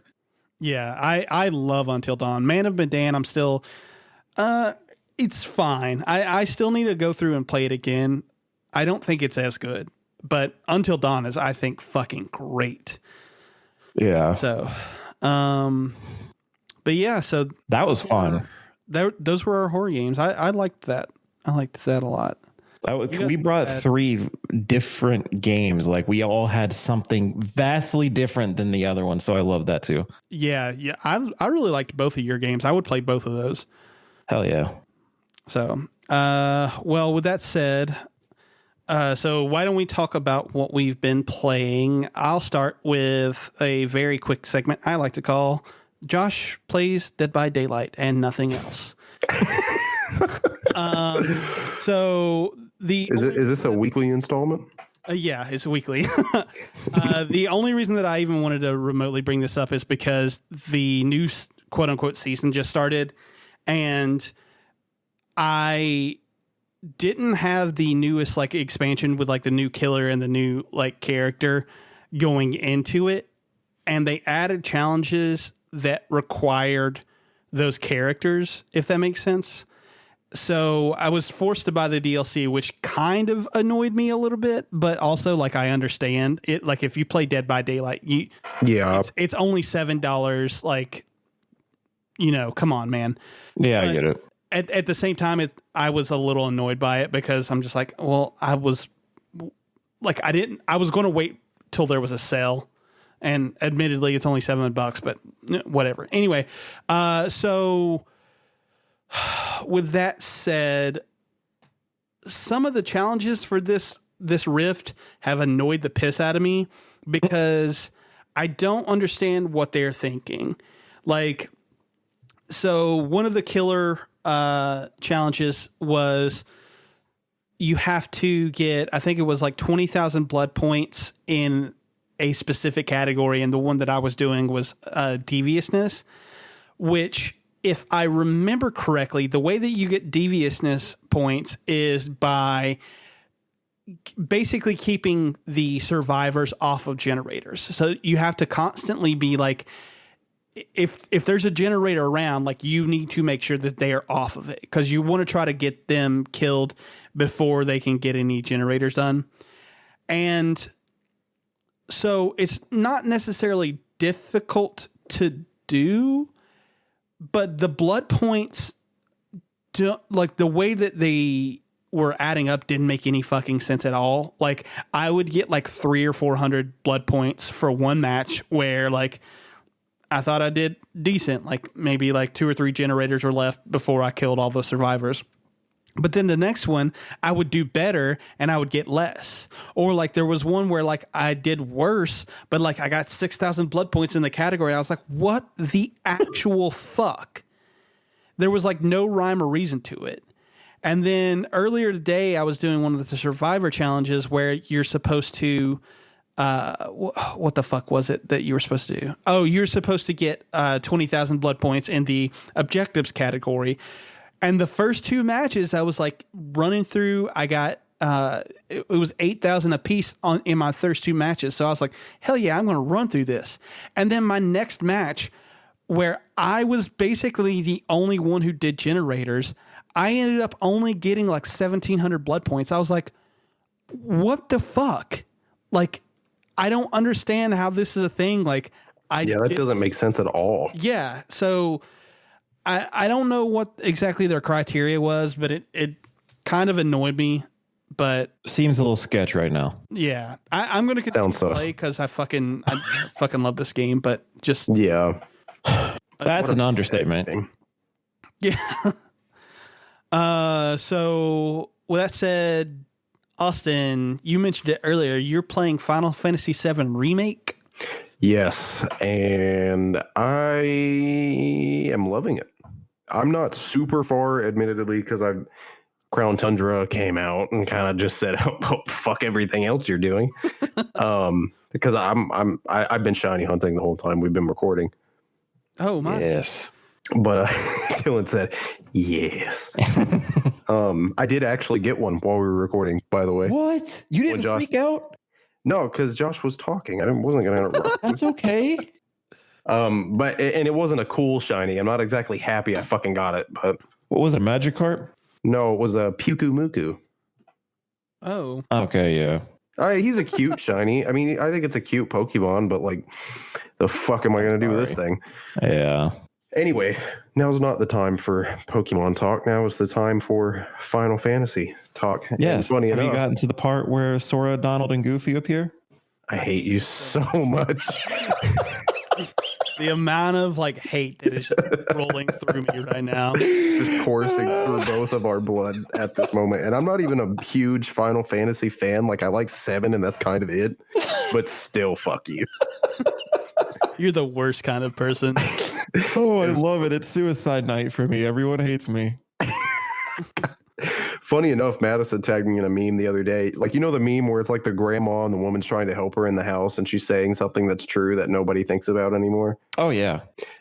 Madison tagged me in one. It was this old woman. She was like, back in my day, Final Fantasy was turn-based, and the lady was like, just get in the fucking house, mom. And I was like, that's an incredible, accurate statement. Josh, I haven't tried what you said yet. I might just start over and try that with the classic mode where I can play turn-based. Because I don't really like I know this isn't accurate, but I don't have anything else Final Fantasy to compare it to. I don't really like the Kingdom Hearts style combat. Oh yeah, that's fair. I feel like it does feel very Kingdom Hearts-esque. It doesn't, I don't know, it doesn't feel right in a in a solo Final Fantasy game. Like, you know what I mean? Like, it doesn't feel natural. So I want to switch to the turn-based. But I will say that I think the game is fucking gorgeous. I think the graphics are really good. I think the character models look phenomenal. Especially Cloud and Tifa. Both character models for Cloud and Tifa look incredible to me. But I'm loving it so far. I'm really enjoying it. I'm glad that I played Final Fantasy such a long time ago that I don't remember the story all too well. Oh, yeah, I'm glad you did too, because holy shit, that's one hell of a story not to remember. It was I was in like elementary school when I started playing that shit, so I don't really remember. Congratulations on getting to experience the best Final Fantasy story. Josh is going to yell at me. No, Josh is going to yell at me. Get the fuck out of here. No. I mean, from all the ones I've played, he's right. 13 is much better. I am going to actually thankfully you tomorrow. I'm not there. Fucking. Oh, you. Because I've played Final Fantasy 7, I've played 10, I've played 10-2, and I've played 13. And no, I've never played 13, but I played 13-2. And I hated every all of them are better than 7. I've never played 8. I'm just saying shit. I don't believe any of this. Josh is like toaster mash. Yeah. Yeah, I deserve it. Meant none of that. I meant none of that, except for maybe Final Fantasy VII. But but it's good so far. I'm enjoying it. But I'm curious as to know why you said what you said, Josh. Do you not think the story from the remake like dramatically deter from the original? I'm not going to spoil anything for you, but when you get to the end, it takes a radical shift from. Really? Yeah. Okay. Well, isn't this the one that's in parts? Yes. Okay, let me just ask something as bland as I possibly can. At the end of this part, does the thing happen? No, Okay. no, it doesn't. Okay. If what I'm thinking you're saying, if we're on the same wavelength, then no, it doesn't happen. As long as I get to see Sephiroth in this game, I'm cool. Well, I mean, yeah, you get to see him all over the fucking place. As long as that's I hope there, we're I don't talking really about care. the same thing. I do too. So is part 2 like? First of all, how long is this fucking game? Because I thought it was Gave a me long trust game. issues. I'll say that. This is a 40 hour game, And it's part 1. Mm-hmm.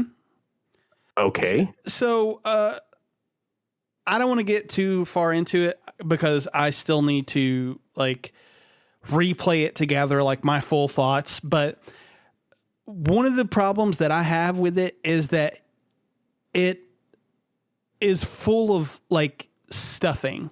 Like, so the first, like what this game covers is basically the first 5 to 10 hours of the original Final Fantasy VII.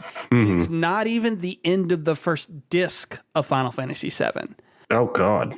Now, I think that probably expanding upon it for some of the things that they do, like they add a lot more character to some of the more incidental people like Jesse, Biggs, and Wedge. They all are way more fleshed out in this than they were in the original. Okay. There's also like a lot of like awesome little like tweaks that they do to the story to sort of make you care more about each individual character and the bonds that kind of like evolve between them. But they kind of do that with like new characters that have any bearing on the story whatsoever. Why they added new characters? Well, I don't want to say yes, but I also don't want to say no. Like there are characters that I'm sure were like in the original game, but you just never really like this character doesn't fucking matter. Does that make sense? So they're basically building a character from the ground up sort of thing. Okay. And like some of that stuff works and some of it doesn't. Like one of the characters in the very beginning of the game, I think his name is Charon or Karen, something like that. Yeah. And he basically is like a robot that sends you on, like he's a real human being or whatever, but like he is so robotical and like or mechanical and just has you do these stupid ass weird side missions that don't fucking have any bearing on anything whatsoever. Love those. You can get like materia points. Love those.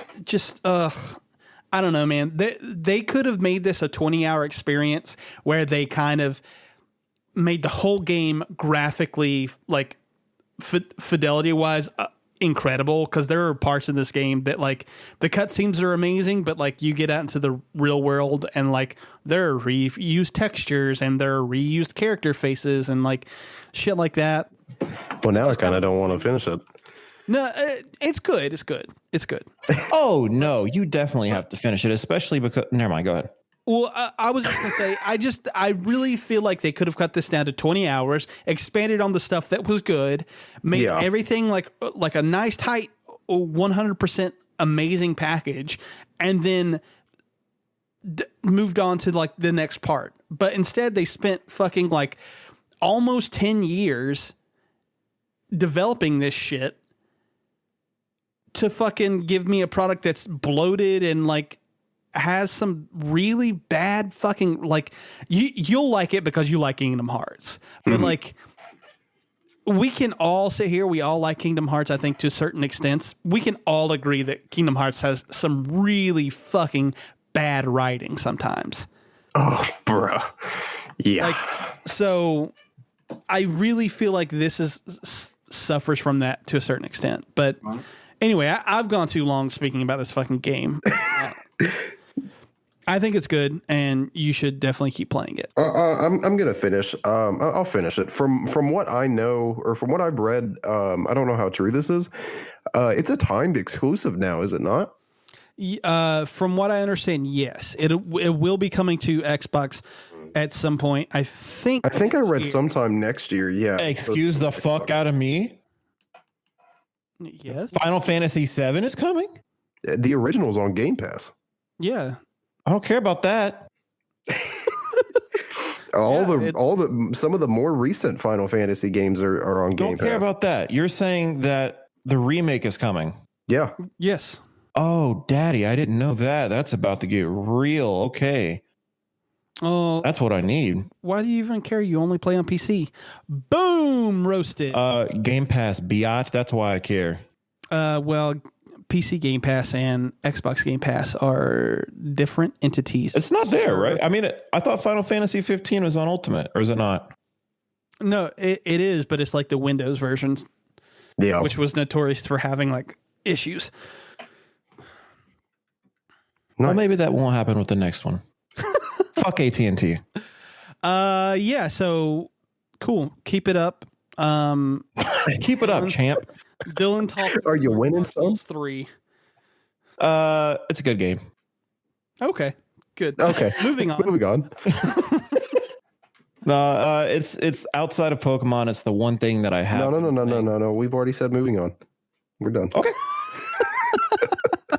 I'm kidding. Get real awkward when I stop talking. I'm kidding. Go on. Outside of Pokemon, it's the one thing that I have been playing. And have either of you played Dark Souls 3?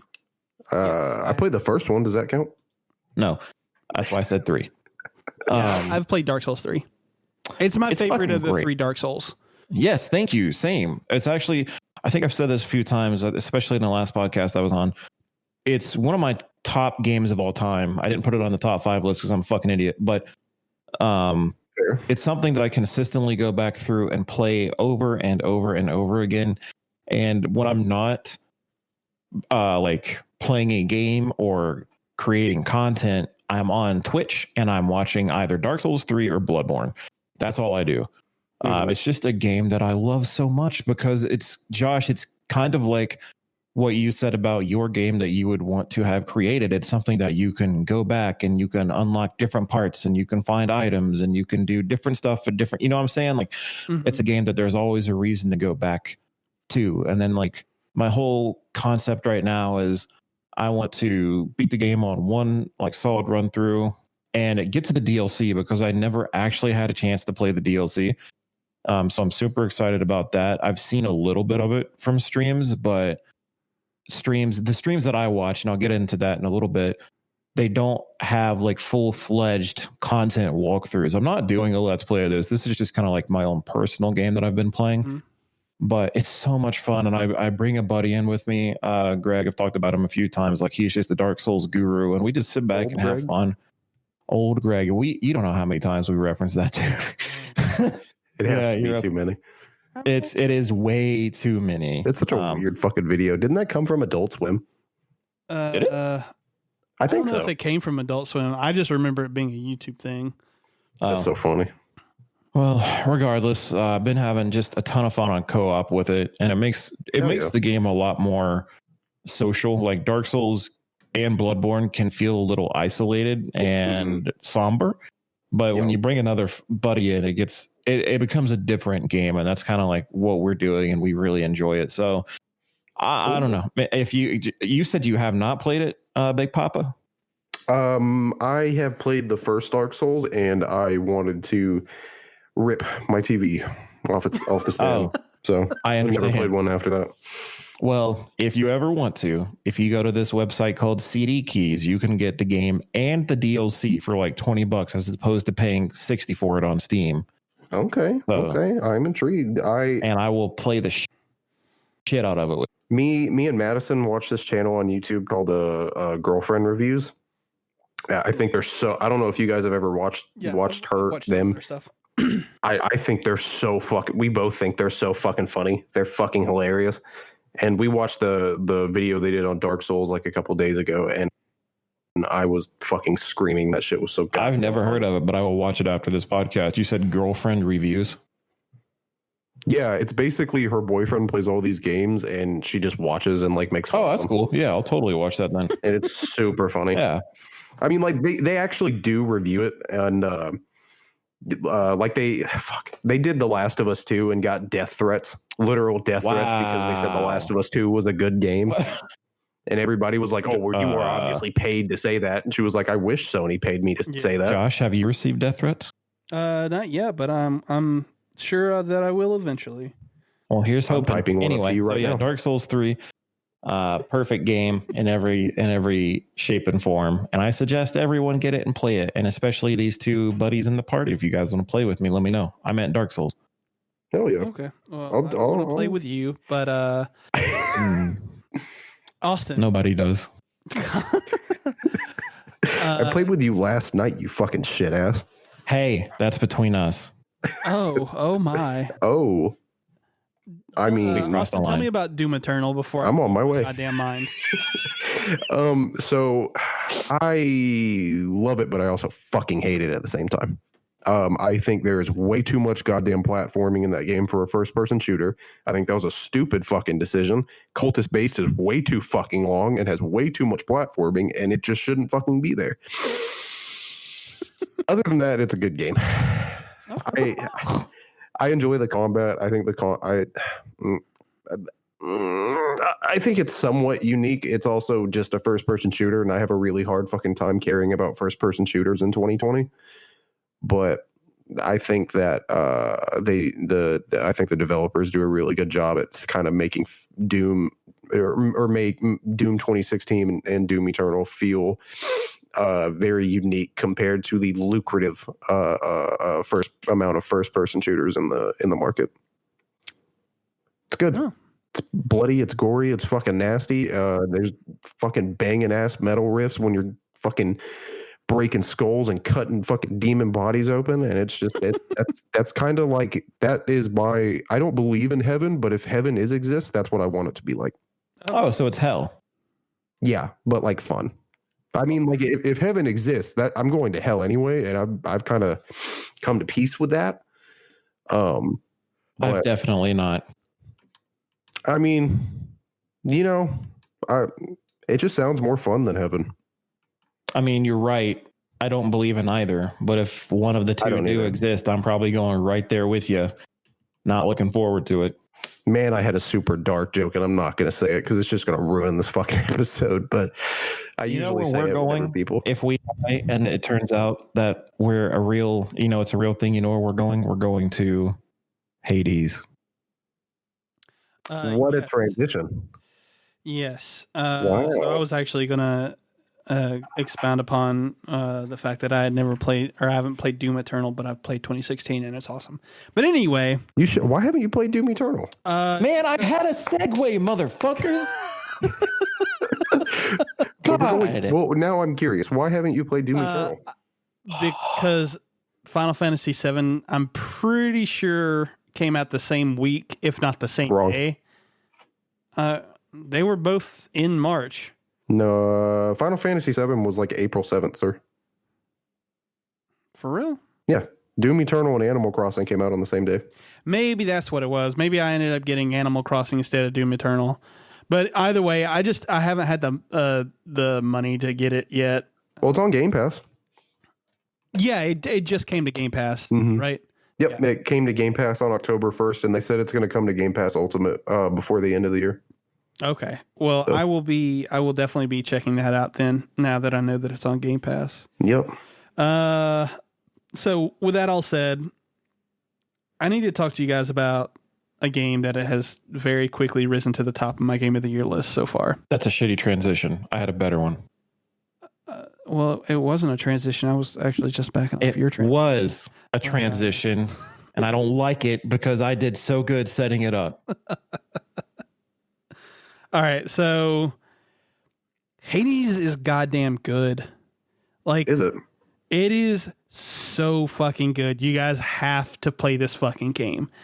So I know I talked a little bit about it last week, and I still don't want to get too into the story because, I mean, it really, you need to play it because it's more like it unfolds really kind of slowly, and it's really built around like character relationships and shit like that.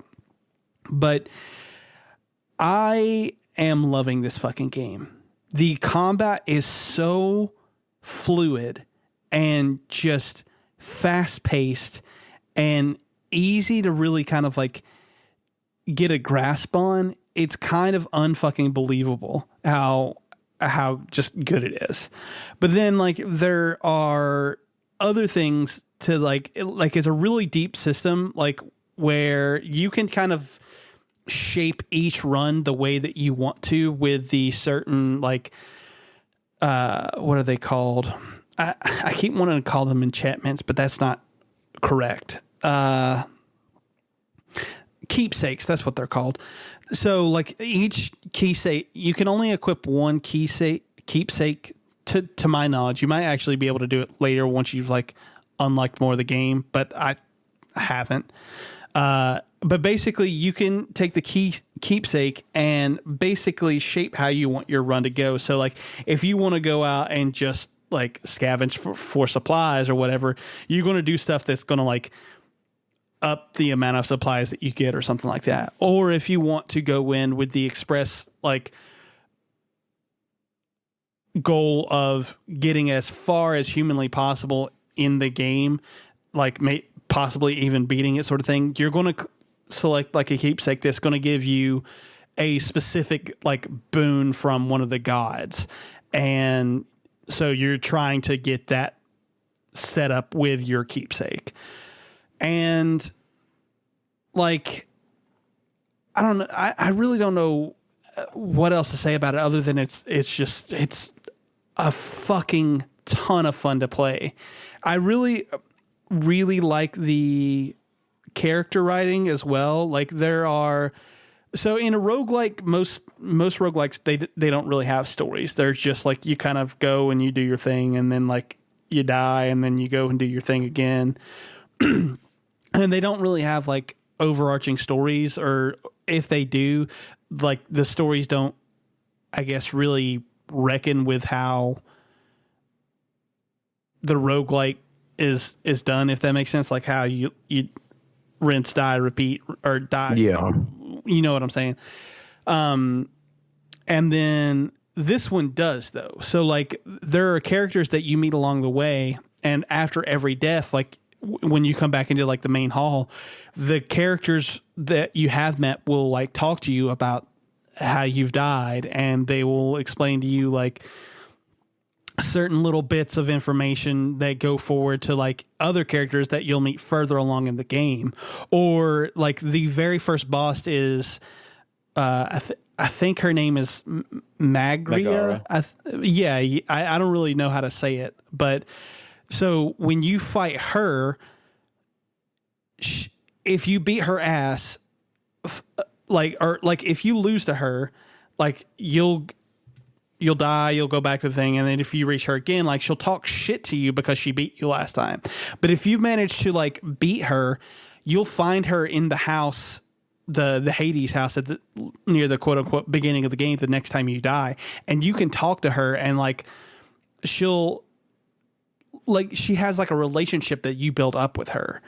And eventually that's really cool. To the point where like I've beaten her so much that now she is in the Hades house all the time, and her sister is the one who I'm fighting now as the first boss in a run. And that's really fucking cool to me. Like the game sort of like tailors its story to how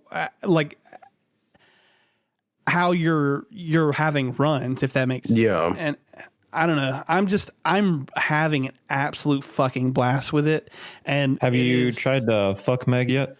I don't think you can fuck any of them. Well, you can have relationships with them. I just didn't know if you tried to do that yet or not. I didn't know that.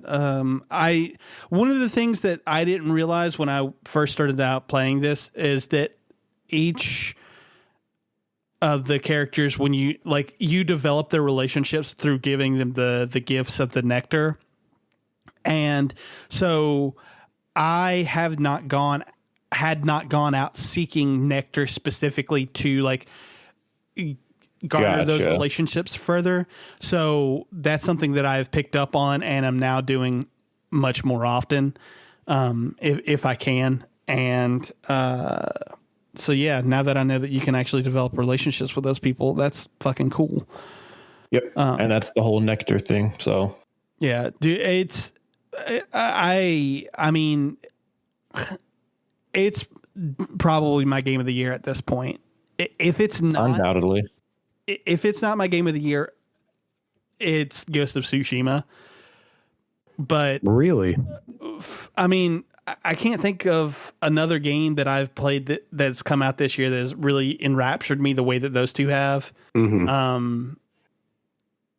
Austin, I'm telling you, I know you don't like roguelites, but this is the roguelite for people that don't like roguelikes. Yeah, because I don't like them either. Like, I don't like Spelunky. I don't like the Binding of Isaac. Like, those just are not. You didn't like Diablo? I don't really count Diablo as a roguelike though. I kind of count it more as like a dungeon crawling RPG. Yeah, that's what I thought it was. So It's okay. I mean, unless you're speaking about like wrong. Diablo 3 specifically, which I haven't. Okay, I haven't spent almost any time in Diablo 3 at all. I've played it for maybe an hour. I have it on every console. Yeah, so I Not even because I like it. I've only played it for like an hour. I just have it on every console somehow. I don't really know how I acquired them. I so just go there. but yeah, Hades is great, and I highly recommend it. Well, I will definitely pick it up whenever I happen to catch it on sale. Yeah, you'll probably want to play it on the Switch, Yeah, Austin, because it's on the Switch. buy everything on the Switch.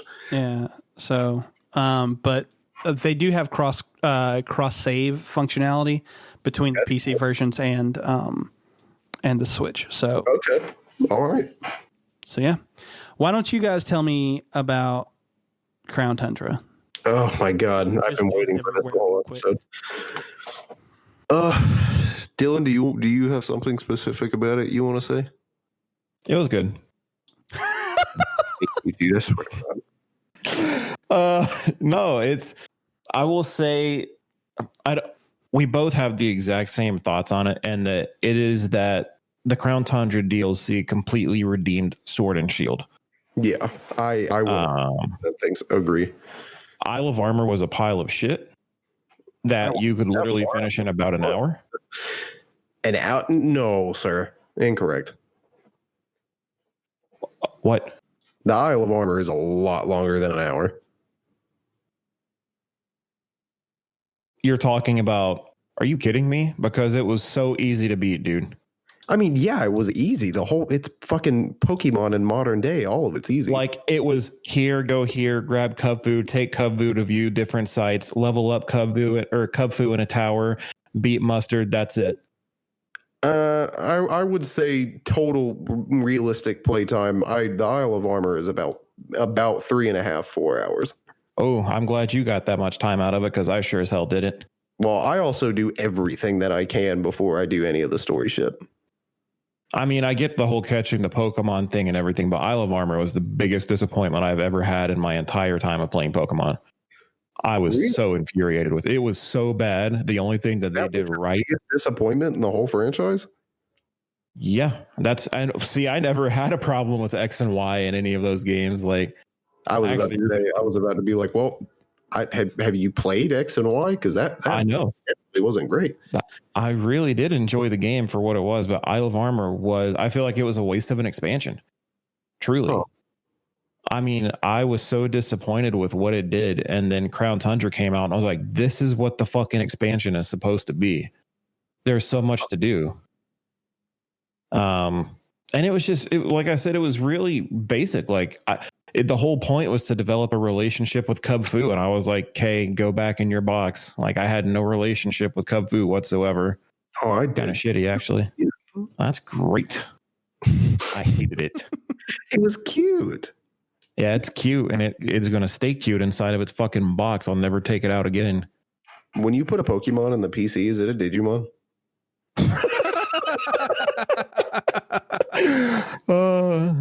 I hate that you just said that. I am wrong. I don't know. Fuck. Don't make me think thoughts. Don't make me think things. But no, I do get what you're saying. I am definitely not as harsh towards the Isle of Armor as you are. But it was not what I think a lot of people wanted the first DLC expansion to be like. Hell no. It set me up for failure because I was like, if this is all we're getting out of the expansion pass, I feel like I wasted my money. But then Crown Tundra came out and I was like, wow, so much content. And then like the whole Dynamax adventure thing is super fucking awesome. Oh, dude, yeah. When we recorded that video that is not ever going to see the light of day, when we recorded that video, I don't know about you, but I was having a fucking blast. I think it was so much fun. I think I've been playing the Dynamax adventure for like almost the last 2.5 hours. Yeah, it was a lot of fun. And it's like you kind of get to talk about what you want to do. It's like Austin and I were going through like our first one and we knew what we were going for because Austin had tried it prior. You can actually, like, if you miss out, if you do not choose to catch the legendary at the end of your Dynamax adventure, you can go back through and try it again. You can save up to 3, was it? You can save 3. Yeah, you could save up to 3. Basically, the lady that sends you on the adventures, she records their location, and you can have up to 3 of them recorded at a time. So you can just pretty much hunt that same legendary because the Dynamax adventures have a stupidly high shiny possibility ratio, is I guess the best way to say that. Yeah. However, you can only catch each legendary in the Dynamax adventure one time. If you catch it one time, you can encounter it again, but you cannot catch it. Right. And that's the whole thing. Like, if you want to go for the shinies, which we were choosing to do, we just flat out did not catch the legendary at the end. I mean, we caught it, but we didn't keep it.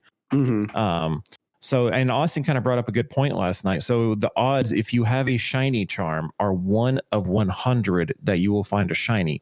So if you catch every Pokemon on your way up until that legendary, that's 4 Pokemon. That's a 25% chance that you might just find a shiny.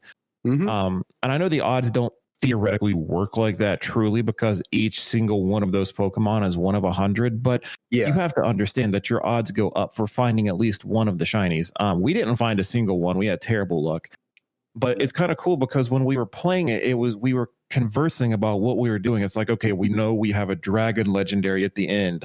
So we were like guiding ourselves along. You can choose different routes to go. Like you can choose to go left, right, or sometimes left, middle, or right. And you can choose what Pokemon you'll battle next. You can kind of see their silhouettes and you can kind of gauge what you're going to be going up against. And you can see the typing. So if you know you're going up against a dragon type at the end and you see an ice type, your best course of action would be to like go and battle the ice type, grab it. That way it's going to be so much easier when you get to the legendary because obviously this ice is strong against dragon, but there's a lot of opportunities for communication between everyone.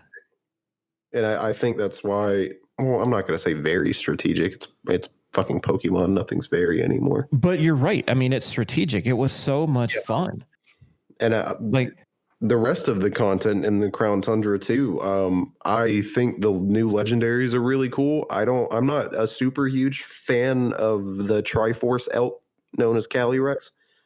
Not super stoked on it, but I think the horse is the new legendary steeds that they decided not to reveal and wait until the DLC actually launched and let players see them for the first time on their own. Those are incredible. I especially the ghost one. He's a cute little. That's what I caught too. I feel like that was probably the best legendary edition. I like that you said the Triforce thing because I was watching a cutscene with Calyrex in it, and then I saw his little necklace, and I was like, "Is that a fucking Triforce?" Yeah, that's what I'm saying, bro. It looks like a fucking Triforce. It is a Triforce. The legendary birds were really cool. The way you have to hunt them down, you get into like a little cutscene with them, and then they fight against each other for a minute, and you're kind of standing by, and then they notice you watching, and then they actually split, and they are roaming legendaries again, and you have to actually track and hunt them down. I think if I remember correctly, I don't know why I can't remember. It's been 48 fucking hours since I did that, so that's kind of alarming. But Zapdos runs off.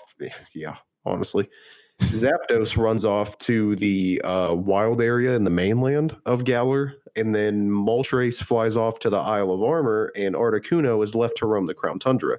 So it actually forces you to go back through those previous areas to try to hunt these legendaries down. And oh my god, is Zapdos fucking annoying because he is so quick. He just runs from you. That's it. He doesn't do anything else.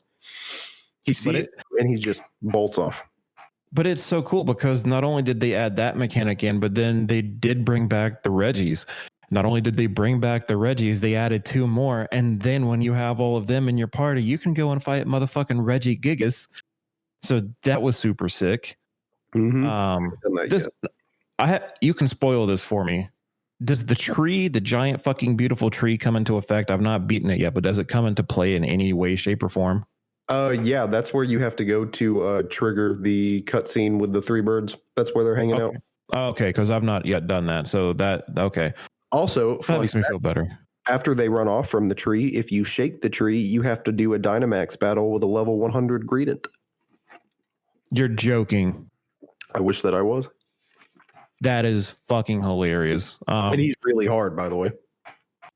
But just by listening to everything that we've said thus far, there's so much more content in this DLC, and it makes the game so much fun because it adds like cooperative play with your friends and gives you a pretty cool story involving Calyrex and his steeds.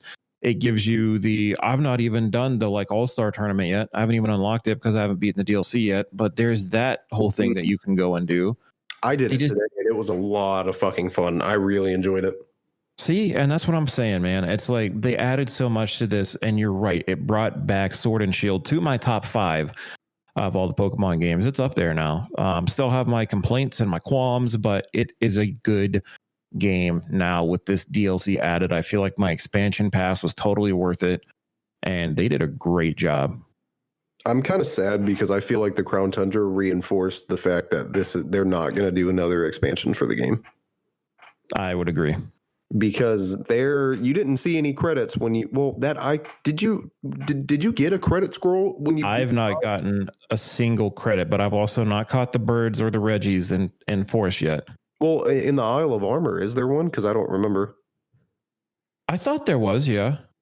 You know what? There might be. So that might be a completely wrong statement. We could totally still get That just might mean that you still have something left to do, though, right? No, I did everything. The only thing I didn't do in the Isle of Armor was battle Honey. I didn't battle Honey either, but in the Crown Tundra, you did everything? Yeah. I swear I got I swear I got end credits in Isle of Armor, but maybe that's just like Mandela effect. Maybe that's just me imagining. No, you do get a credit scroll after the Galarian Store tournament, and you unlock a really cool fucking sport uniform that looks really good. Oh, sick. Okay, well, at least that's the thing. So if that's the case, no, I don't think there's going to be another expansion pass. I don't see anything else coming from them. I expect that we'll get an announcement of the whatever game's coming next.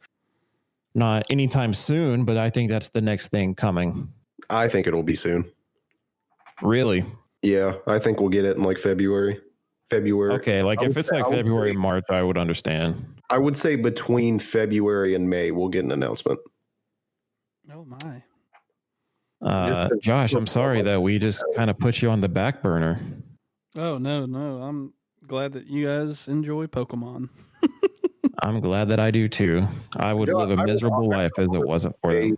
I would honestly say whenever the pass goes on sale, I don't know that it will because I don't know that any Nintendo first party DLC ever does. I've never seen it. But if the pass does ever go on sale, I would recommend that you pick it up and at least try it. At least not worth it. Yeah. Yes. I'll give it a shot. All right. Cool. Well, Austin wrote down one piece of Nintendo news for us. We'll run through that before we get to our picks of the week. So it says Nintendo announces another limited release with Fire Emblem Shadow Dragon and the Sword of Light. It was released in 1990 originally, and this is the first time the game has ever been released outside of Japan. is going to retail for $6 or $5.99, whatever. Launches December 4th, and it's only available for a limited time. The anniversary edition has sold out everywhere in under an hour. And I got one. Yeah, you told me, you sent us the text, I think. I'm super excited that I got one. I actually talked to the manager from that GameStop, and he said that it's sold out online, but some stores still have pre-orders open. So he might go to another GameStop and try to get a second one. Okay. Just so I can open one and keep one sealed. Yeah. I'm super excited because, excuse me, I really like the Fire Emblem series, and I have actually never played any of the old ones. I started with what was the fucking Wii one? It doesn't matter. Anyway, my first Wii one. Three Houses. Was the what? Three Houses. That was my first. Really? Fire Emblem. Okay. And Three Houses is a phenomenal fucking game. Yes, I agree. I agree. So Good stuff. That's it. Quick little news. That's it. Yep. That's Go it. buy it because it's not going to be there for very fucking long.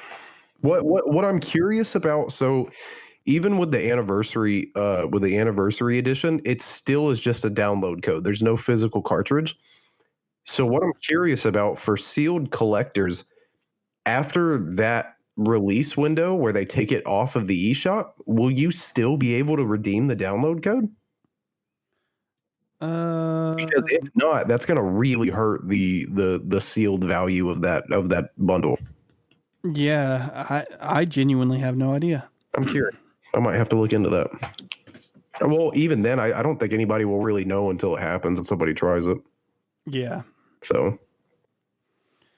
Yeah, we'll just have to see. All right, let's get to our big picks of the week. I'll go ahead and lead us off. I want to submit to everyone out there a little movie called Trick or Treat. Now, this is the one that came out in like 2006 or 2007. There's another one from the 80s, I believe. Yeah, it was technically released 2009. Damn. I think it was... it was originally shot and shown in 2007, but it didn't actually get a wide release until 2009 for whatever reason. Anyway, so make sure you go and find the 2007/9 version, not the 1986 version. Basically, it's a anthology horror movie that has like a really cool wraparound story, and it just feels like Halloween. I don't really know any other way to describe it if I'm being honest. Like, it just feels like fucking Halloween. Like, not the movie, the holiday. It's got 3 or 4, I don't remember the exact number, but it's got 3 or 4 individual stories, and they all are like horror themed or whatever. But then they have this really cool wraparound story with Sam, who is like basically the embodiment of Halloween. And yeah, I don't want to give away too much. You really should just watch it. It's fucking excellent. I think it is the Halloween movie. Like, if you're going to watch one movie on Halloween, this should be the one that you watch. It's fucking great. I love it. Tight. Even more so than Halloween? Yes. Oh, That's crazy. Yeah. Like, okay. If you've never seen this movie, you have got to fucking see it. It is so good. What did you say it was on? I'm not sure if it's on anything. I have the Blu-ray. Oh, cool. Yeah. I'll check it out for sure. Yeah, I'll in the document I'll send you guys the trailer. Yeah. I'll put a link. I always see the box art. Like, I even by memory, I just know what the box art looks like. I've just never seen it.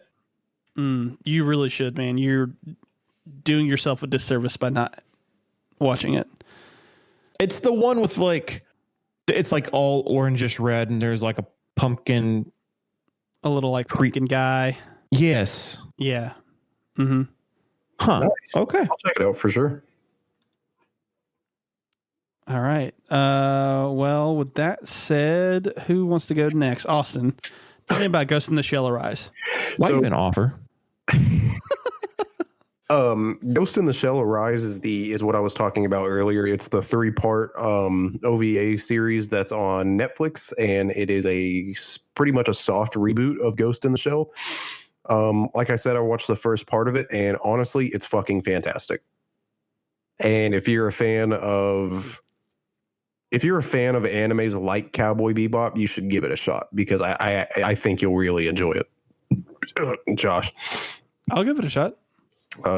Each episode, I think the first one's like an hour long, and then the other two might be just a tiny bit longer than an hour, but not much. So Okay. I'm probably, when we get done with this, I'm probably going to take my medicine and probably watch the other two.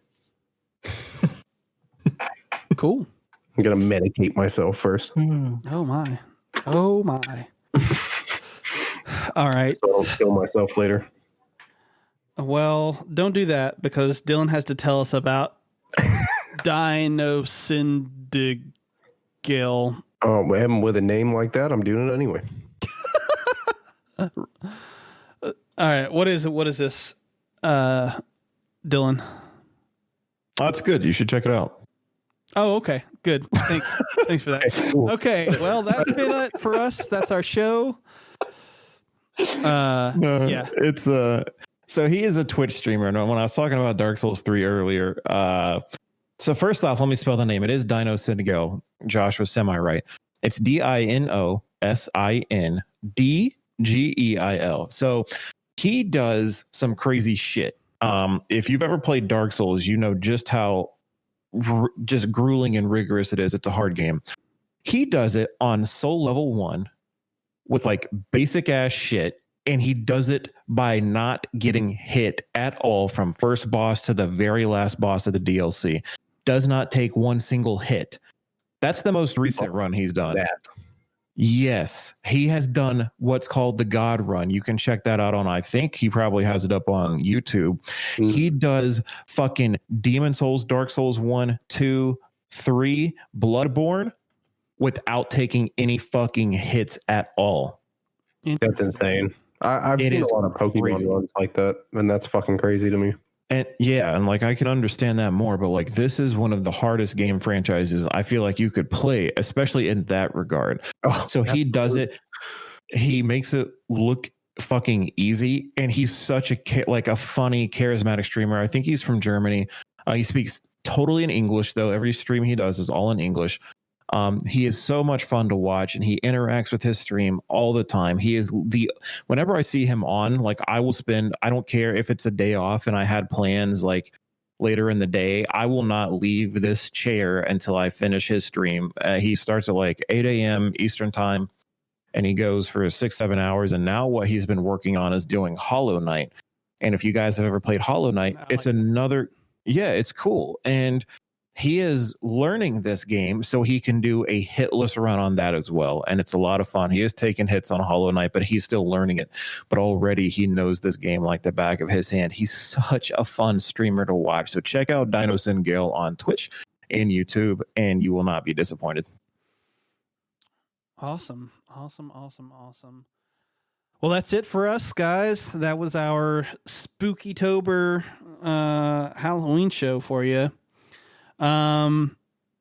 As always, you can find us on all major podcast networks. So go to whichever one you listen to, and if you haven't already, make sure you subscribe, but also leave us a rating and a review on any of them, and let us know what we're doing right, what we're doing wrong, so we can make the show better and have it appeal to everyone. Also,